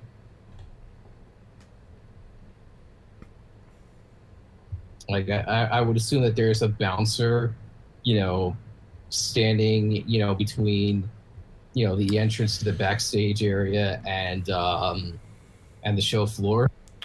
Yeah, so there was a doorman. They weren't checking IDs because this is New Orleans in '86, and no one, like, cards anyone coming into a bar in the city. But there was, like, a doorman who's just, like, there to, like, try to collect a cover. Like, there's probably, like, a $2 cover or something. Whatever $5 is in 80s bucks. Can 80s bucks please become the currency of this game? 80s bucks? Yeah, sure. 80s bucks can be the currency. Yeah, then it would be about a $2 cover. Yeah.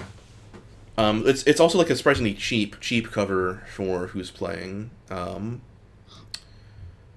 This guy could have easily, like, played a show with $10 tickets. They're doing a $2 cover at this bar in St. Claude. I don't think there's a bouncer in the front area, necessarily. The door to backstage is in a spot that is a little obvious. Like, you would kind of have to, like, go up on stage to get back there. So it's a challenge.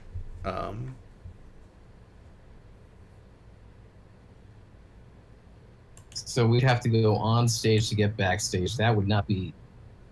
Yeah. It would be better than to not enter the building at all and go around to the back and see if there's a side entry. For sure. One of you could try to go that way. That's what Concerned Citizen is going to do. I'm gonna tell concerned citizen to hold my beer as he goes outside, and I attempt to mount the stage. Okay. All right. So who's gonna roll first? You got a couple different plans of action here.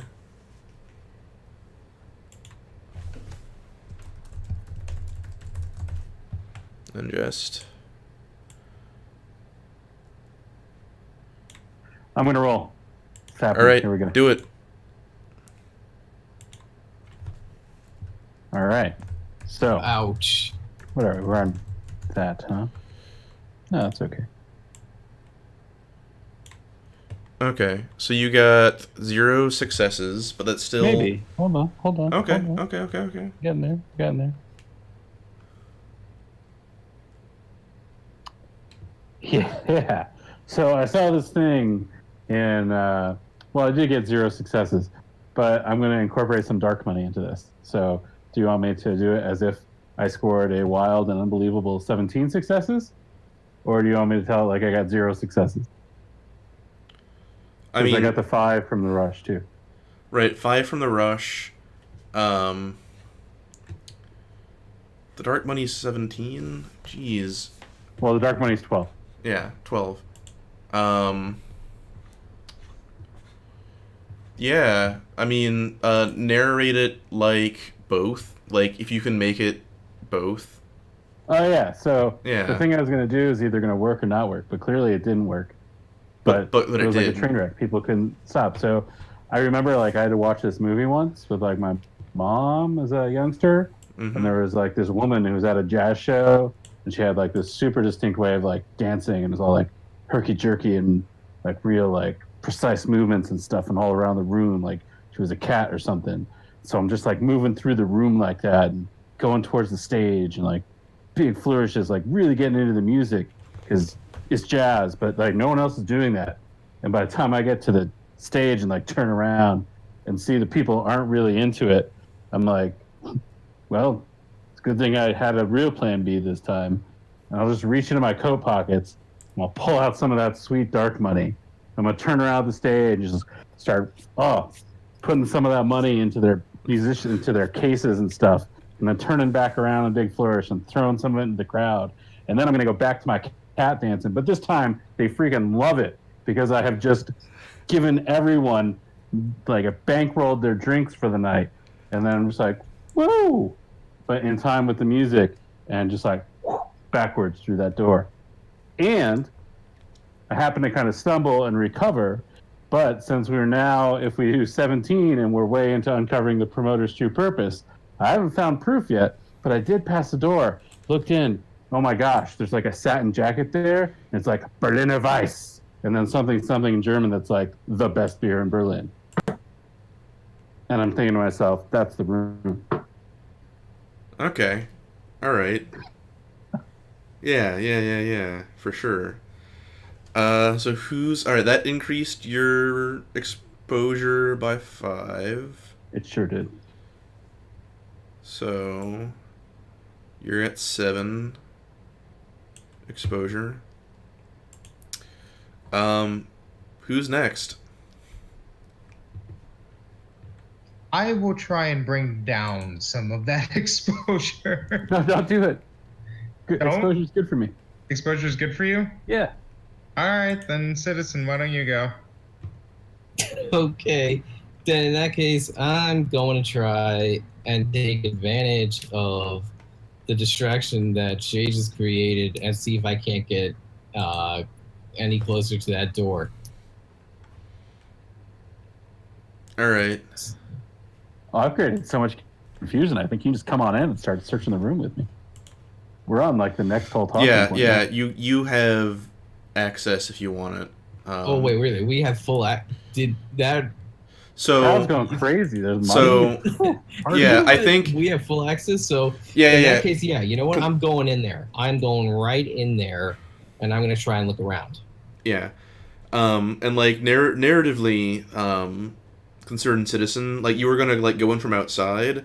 I think you were like crouched and hiding behind a dumpster or whatnot, waiting for like to like figure out how to deal with this bouncer who was like at the back door, and then like the door opens and another bouncer steps out and like mutters something to the bouncer outside. And they both go in, leaving the back door like ajar.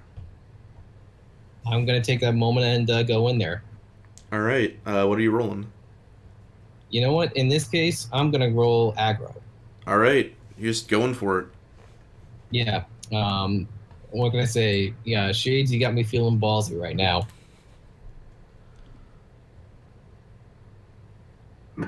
Oh, God damn it. That's a net 4. No, you're all right. You got a 6 as well. Still get your 5 if you want aggro. Yeah, no, because Yeah. Oh yeah, you're right. Yeah, you get a 6 and a 1. A, So they just cancel out.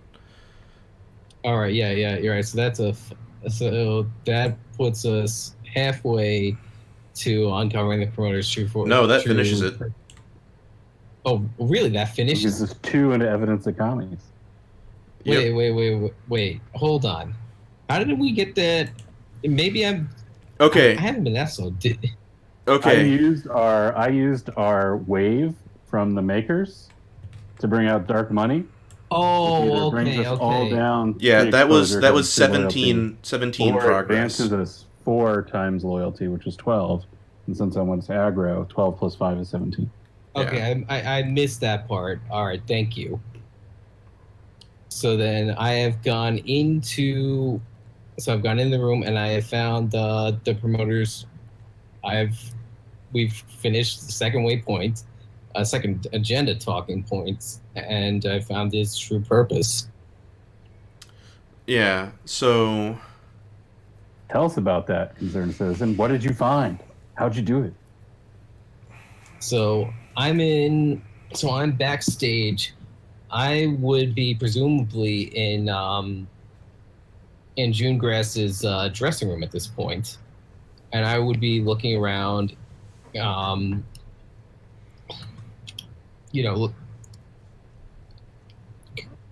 be looking around in like any coats and whatnot, and I go into one where I find the promoter's coat, and I see that he's from East Berlin.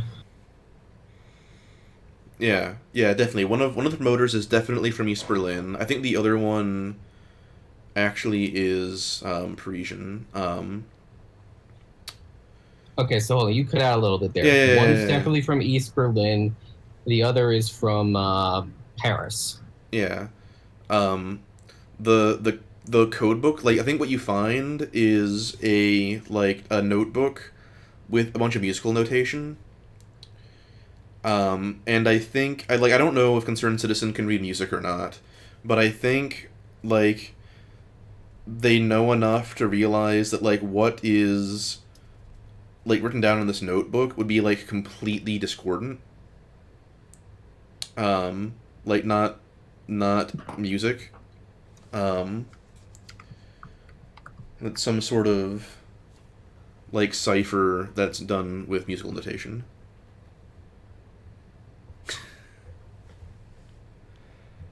All right, and Shade just typed, for those of you listening, Shade just typed, show it to me, I play the washboard. Yeah. Chat, everyone watching the show should be able to see the Roll20 chat. For sure. Okay. So yeah, Montag, what you got going? Aggro. Go aggro. I mean, at that point, like it would clear out the whole thing, wouldn't it? If I nailed it. Yeah, if you rolled well enough, for sure. I think I made the scene too easy, guys. I gotta get 3 successes on aggro in order to clear it out. Yep. Yep. You know what? Let's do that. Let's do that. Plan A. Most of them all.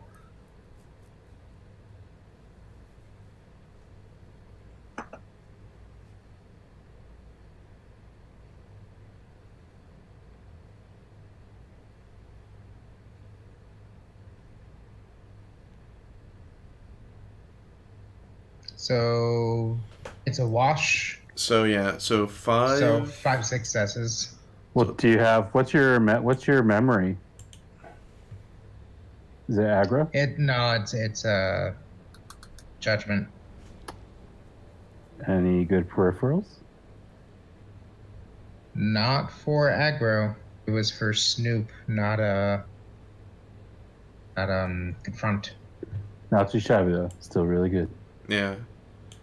So, evidence of commies.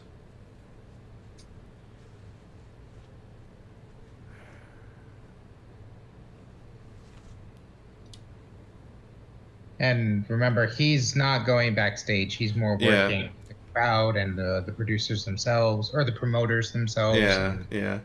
So yeah, the promoters are at the bar. Were you like going to try and make small talk with them? Yeah, let's say Montag basically, because I know it's a wash, he's been like slowly trying to like pull through their teeth what exactly they were doing in Berlin, what exactly they're here to do, and maybe he overplays his hand way too much, like just says something blatantly that he probably shouldn't have. Yeah, yeah, for sure. Nobody goes to Berlin for the jazz. It's a Oh, terrible scene. yeah.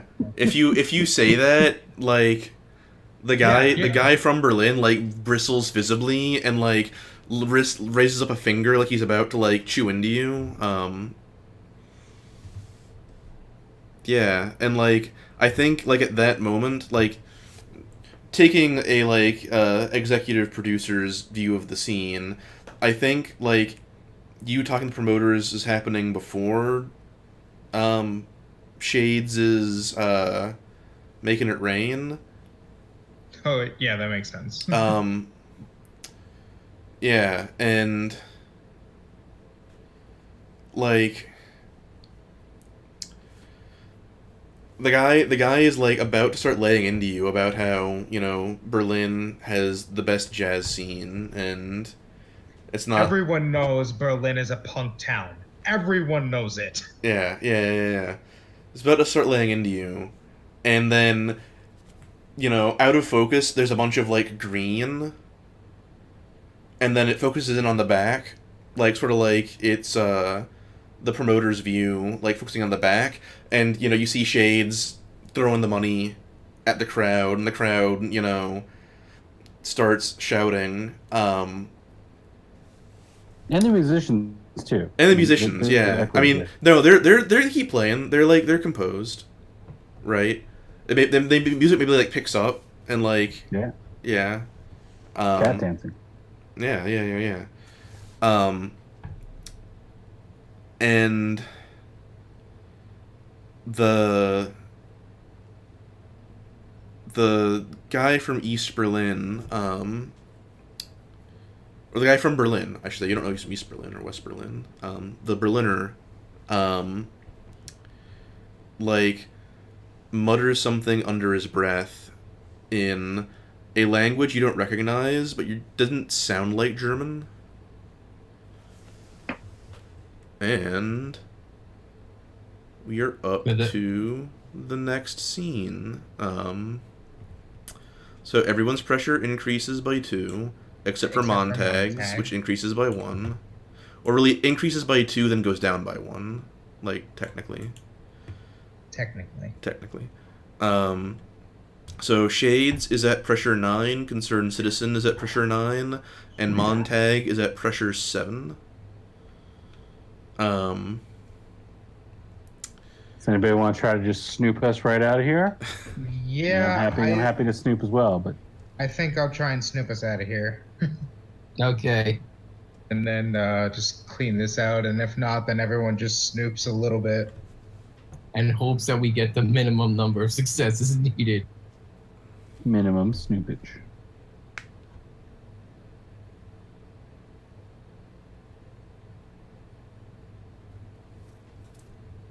So 2 successes. Okay. Not bad. So that snoops us a little bit forward. Just need one more success to... Oh, I just moved your thing and not the actual progress. Yeah, please don't But do that. oddly, it's the same thing. You still need just one more success on the snoop. All right. Okay. I'll try So it. wait. So you got 2 successes. So you narrate your success. Hearing that language and realizing, like, whoa, wait, that's not German and that's definitely not French. I know my French. Montag actually has a Snoop peripheral, even though it doesn't come into play here. His little notebook and pen from when he was a journalist, and he does his best to subtly jot down whatever he thinks that guy just said, like just using his ear to pick up on that. But he backs off a little bit from the conversation that they were having after things got heated with the whole that, I suppose in a way Berlin could be called a jazz city. But with that said, you're still going to need people to actually want to come over there. How exactly are you going to get them to do so? June grass isn't going to bring them all. How am I going to get there? Yeah. And the Berliner is like transfixed by the money, and he just sort of like... Oh yeah, Montag isn't even paying attention to that because he's fucking furious that Shades did that. And he's just trying to see the dance, though? The dance. So good. Like in the back of his mind, he's like, I said not to get into a fight. He didn't get into a fight. I suppose that's good enough. Not exactly low profile, but yeah. So yeah, the German fellow is transfixed by the money and just sort of like gesturing at it, and the Parisian is sort of like rubbing the bridge of his nose and. Oh, it's good that I wasn't there to see that. I would have punched him.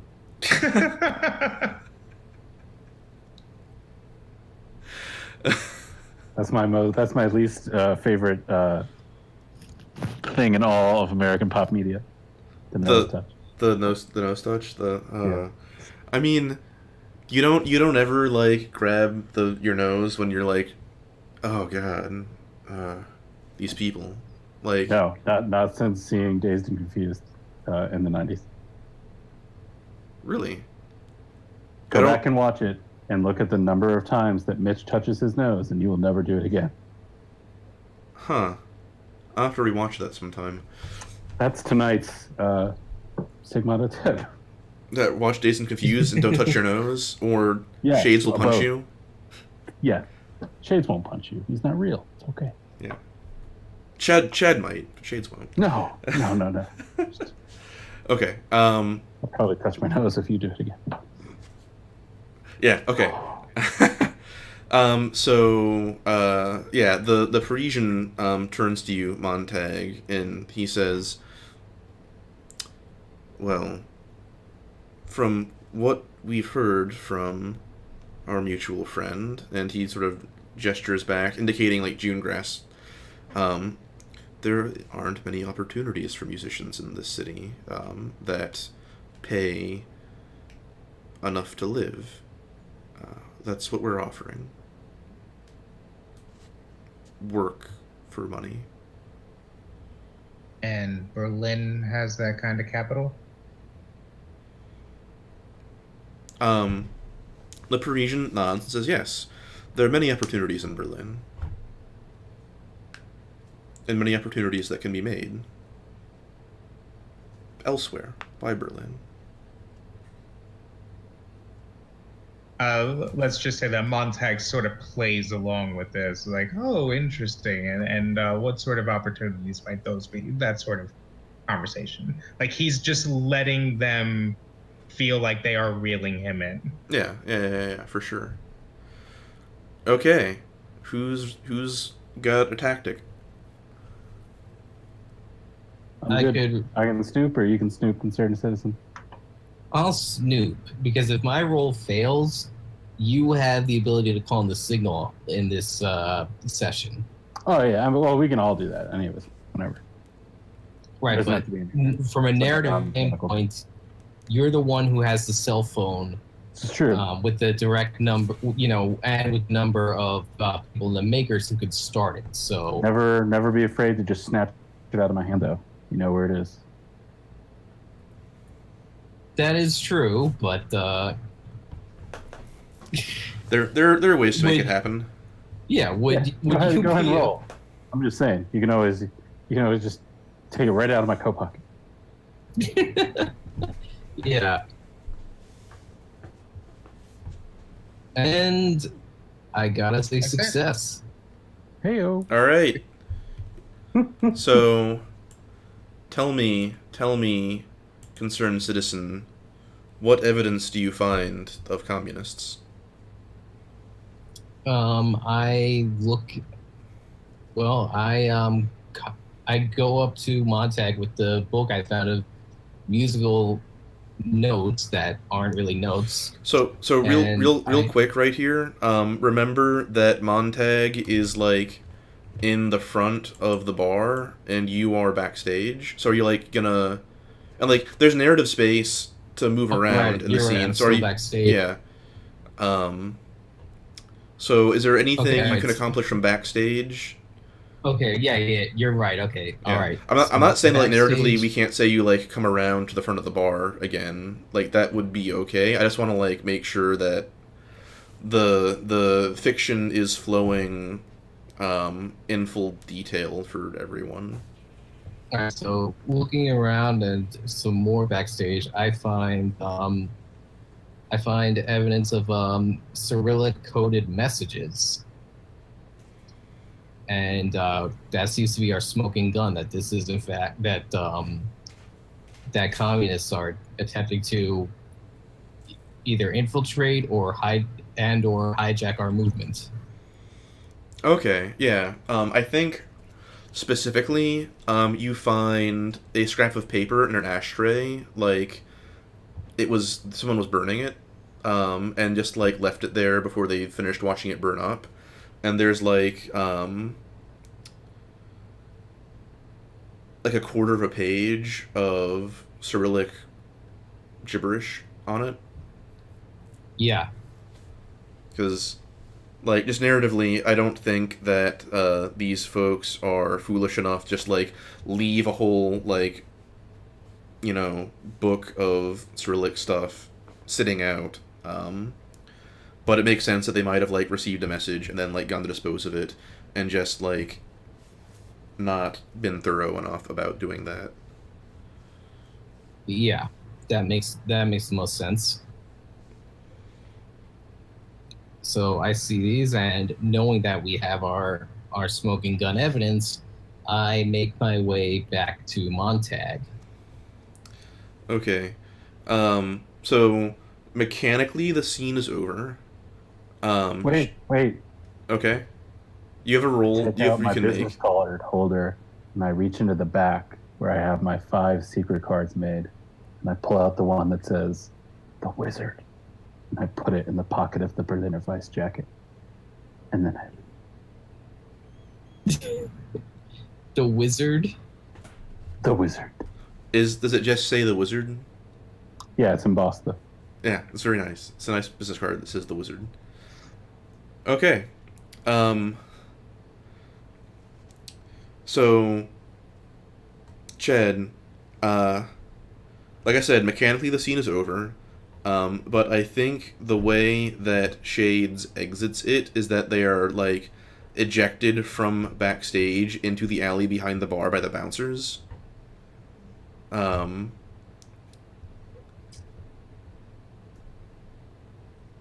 And, yeah. Sounds great. So you've uncovered a like quarter of a page of first off, hang on, let's where do y'all like go to meet and debrief after this?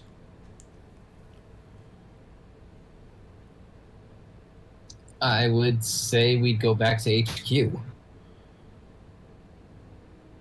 Because at this point, we have enough evidence to bring it to the Sutherland's attention.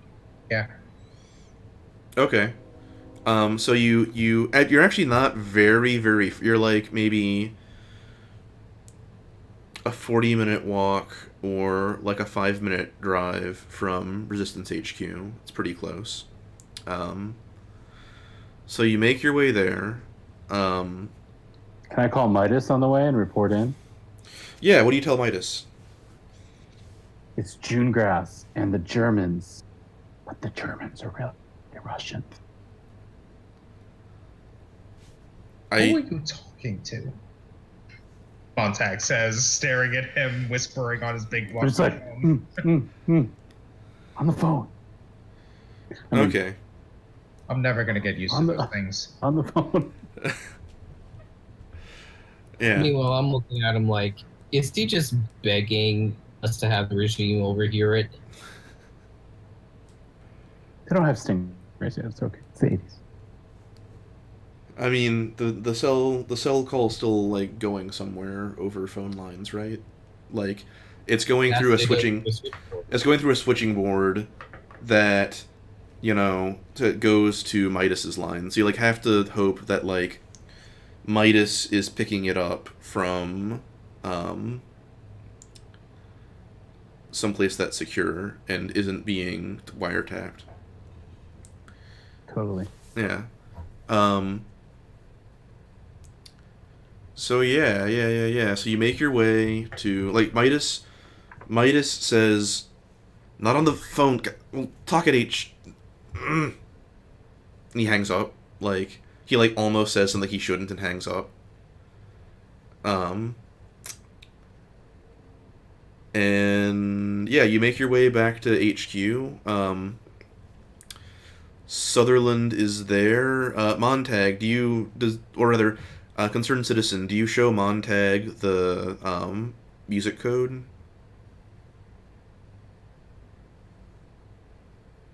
You might be muted.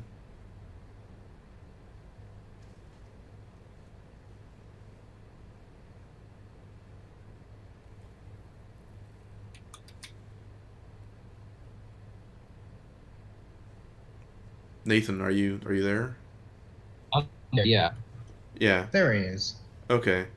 Yeah. I might have gotten knocked off again, and I apologize. No worries. Concerned citizen, do you show Montag the like music notation code you found? Yes, all right. Yes, I pull out I pull out the evidence I found and I show it to Montag and I ask him, what do you make of this?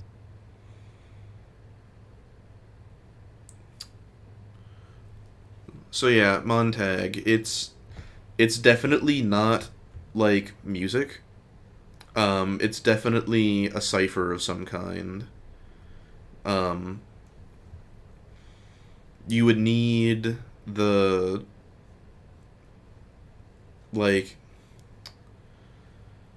key to read it. You need the key to read it, or like a supercomputer to like brute force it. Yeah, or say a supercomputer, like a mainframe. At the very least, Montag will point out, like, musically, this makes no sense. Like, if you played this, it would be garbage. What about backwards? DM? Backwards, I mean, you can't rule it out. Yeah. I think backwards it would also be garbage.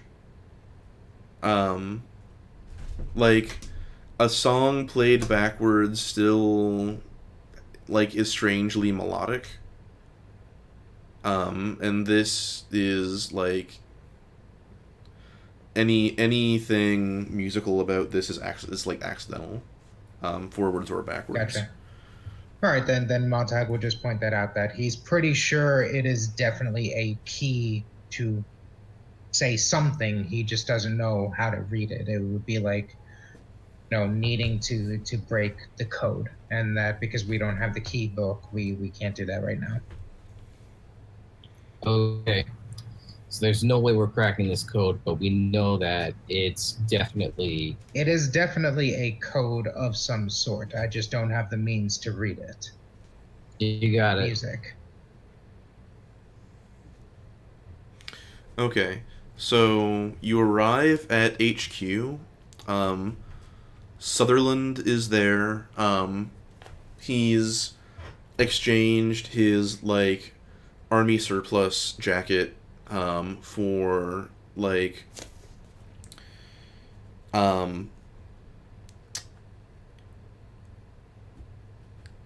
like khakis and a Hawaiian shirt and, like, a straw trilby, which he looks like completely, like he's trying to look like a tourist, but with his, like, demeanor, he looks kind of like literally like a wolf in sheep's clothing. And Midas is already there, and he has his, like, brick cell phone sitting in front of him, and, like, he looks at Shades when he comes in and is like, you can't say things like that on the line. We don't know who's listening. We should totally make up a code together. Yes, we should totally make up a code. He says, yes, absolutely. And Sutherland... So, like, next time I'll be like, but they're not Russians, they're Germans. More Cody, Midas says. More like, these guys are really red. Yeah, that's better. They're red. I don't really Absolutely. like that language, but all right. Okay, so what did you find exactly?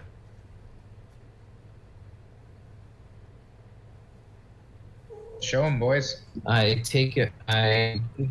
walk up to Sutherland and I show him the evidence that I found in the dressing room. Okay.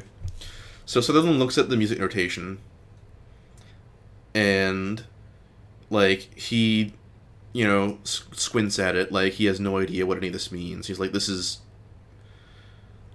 someone read this?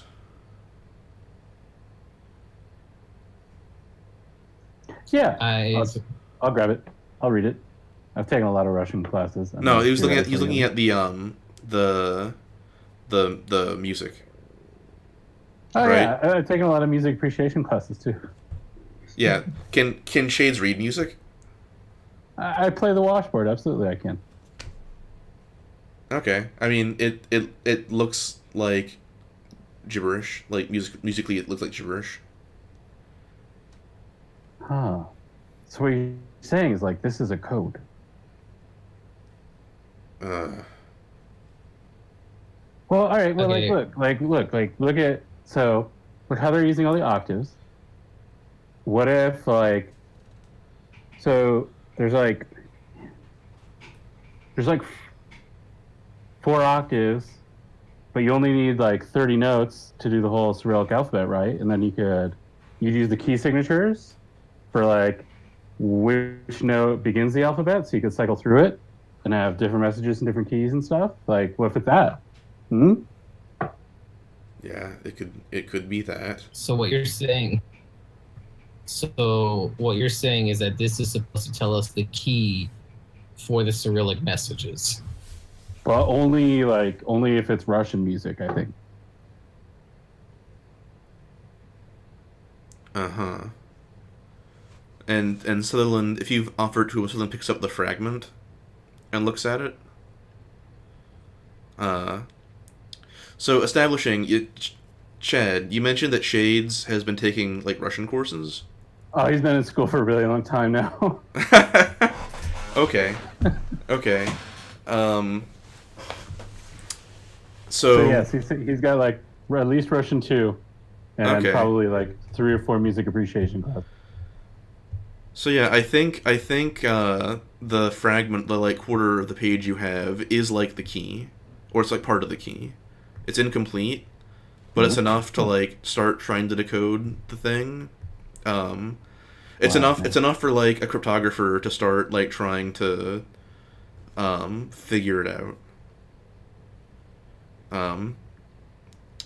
So Sutherland nods and says, "All right. So for the full context, where did you find this? Who had this in their possession?" I found this in the dressing room of Isaac June Grass. And Sutherland looks like credulous. It says the jazz guy. Apparently, he Yep. found some friends when he was touring over in Berlin. There's two foreigners that are with him, and both of them seem to be involved in things overseas that they're trying to bring over here. Well, Sutherland nods and says, "Well, it certainly bears keeping an eye on." He looks to Midas and he asks, "Can you deal with this?"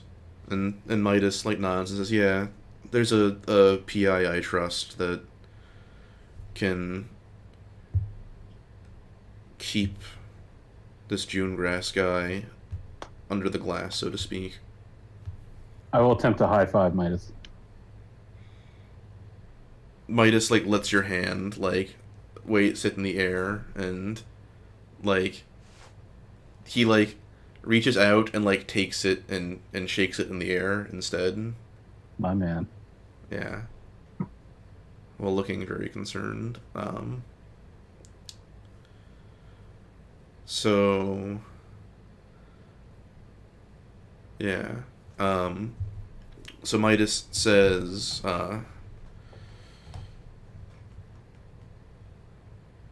the background research I did indicated that June Grass had been active in the party before he went overseas.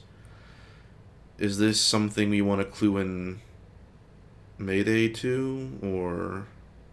And he trails off like, "I really don't care either way." Montag will look at his fellow receivers and go, "I think she has a right to know at the very least. Has to be on her to be the one to purge this type of element from her party."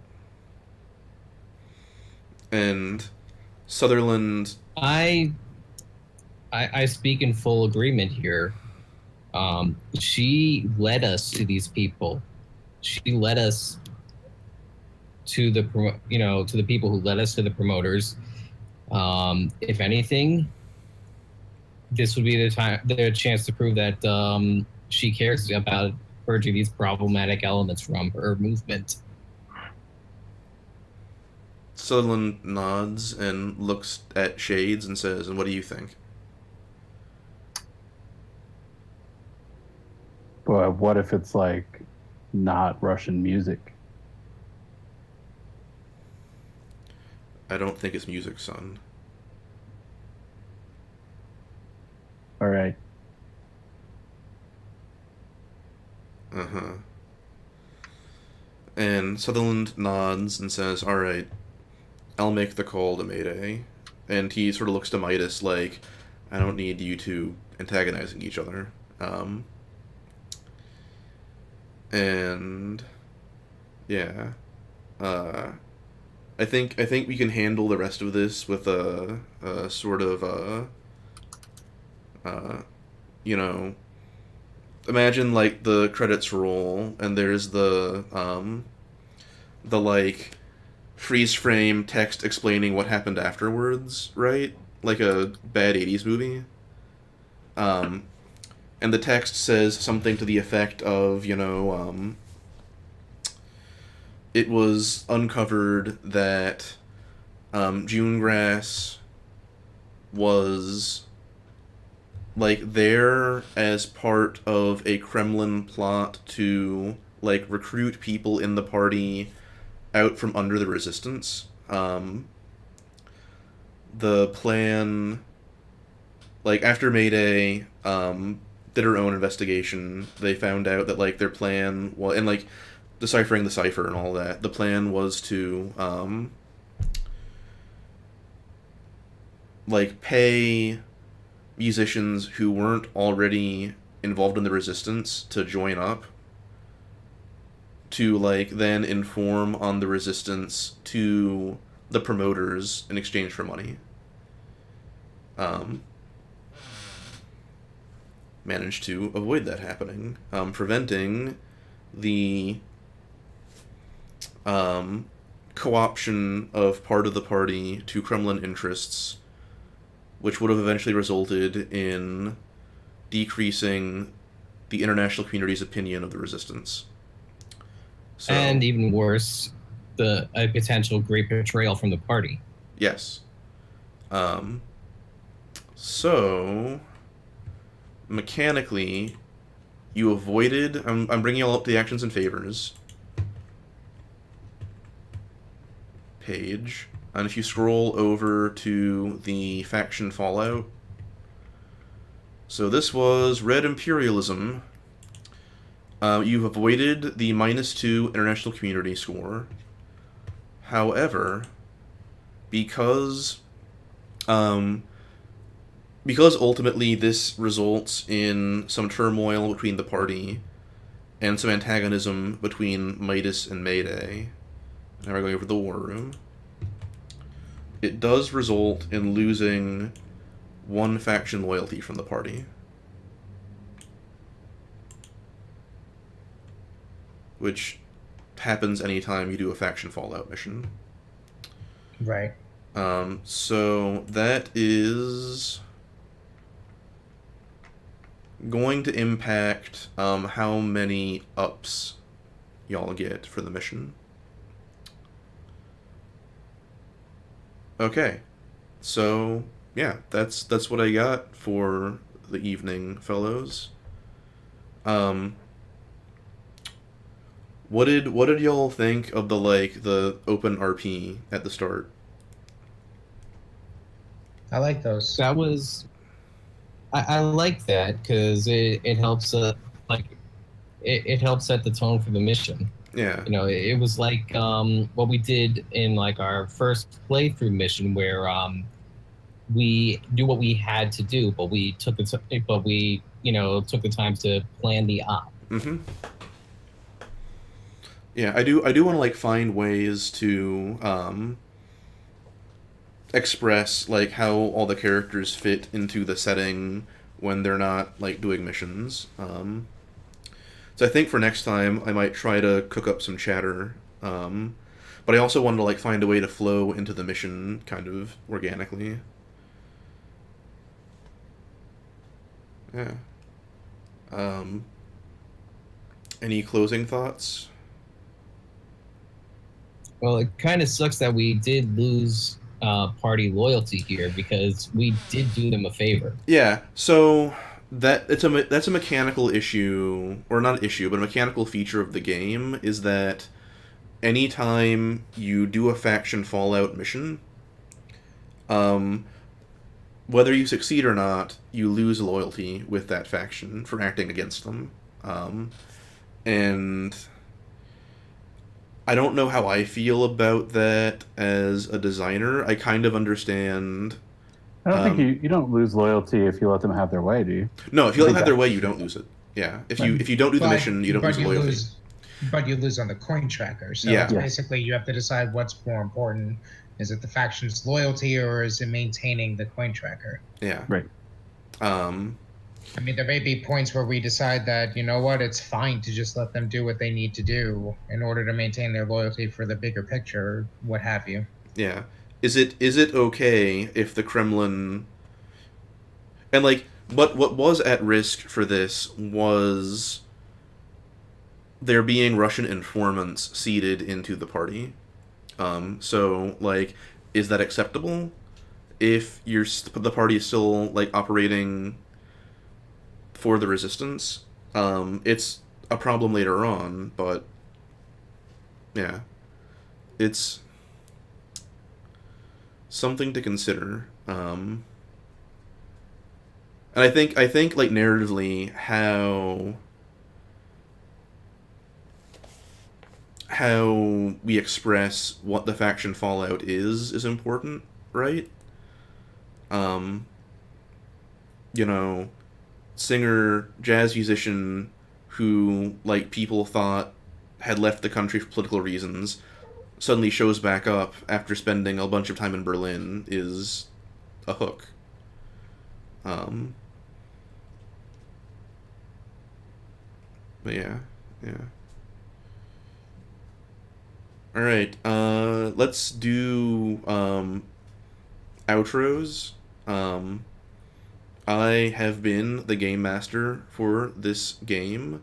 I am Michael Truran. I am a full-time librarian and part-time game designer and editor. You can find me on Twitter at Viking_powered. Nathan, is there any place people can find you on the internet or any shout-outs you want to give?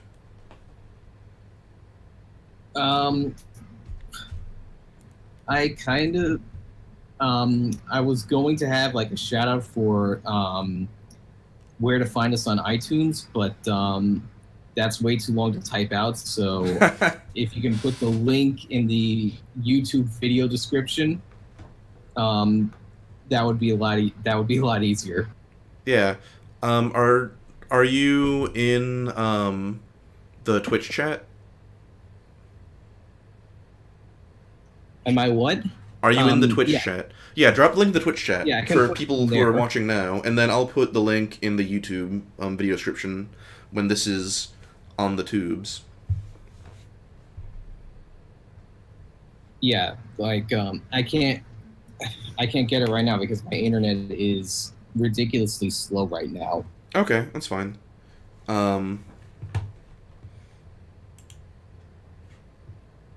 Yeah. Okay. Chad, where can folks find you online, and or are there any shoutouts you want to give? I would say if you want to find me, come visit the Sigmata Discord server. You can find me there. A couple games I'm playing of Sigmata, a couple of Airlock, which is Chad Walker's sci-fi kind of genre hack on the system. It's a lot of fun too. And if you can find me on the server, you can find me just about anywhere online.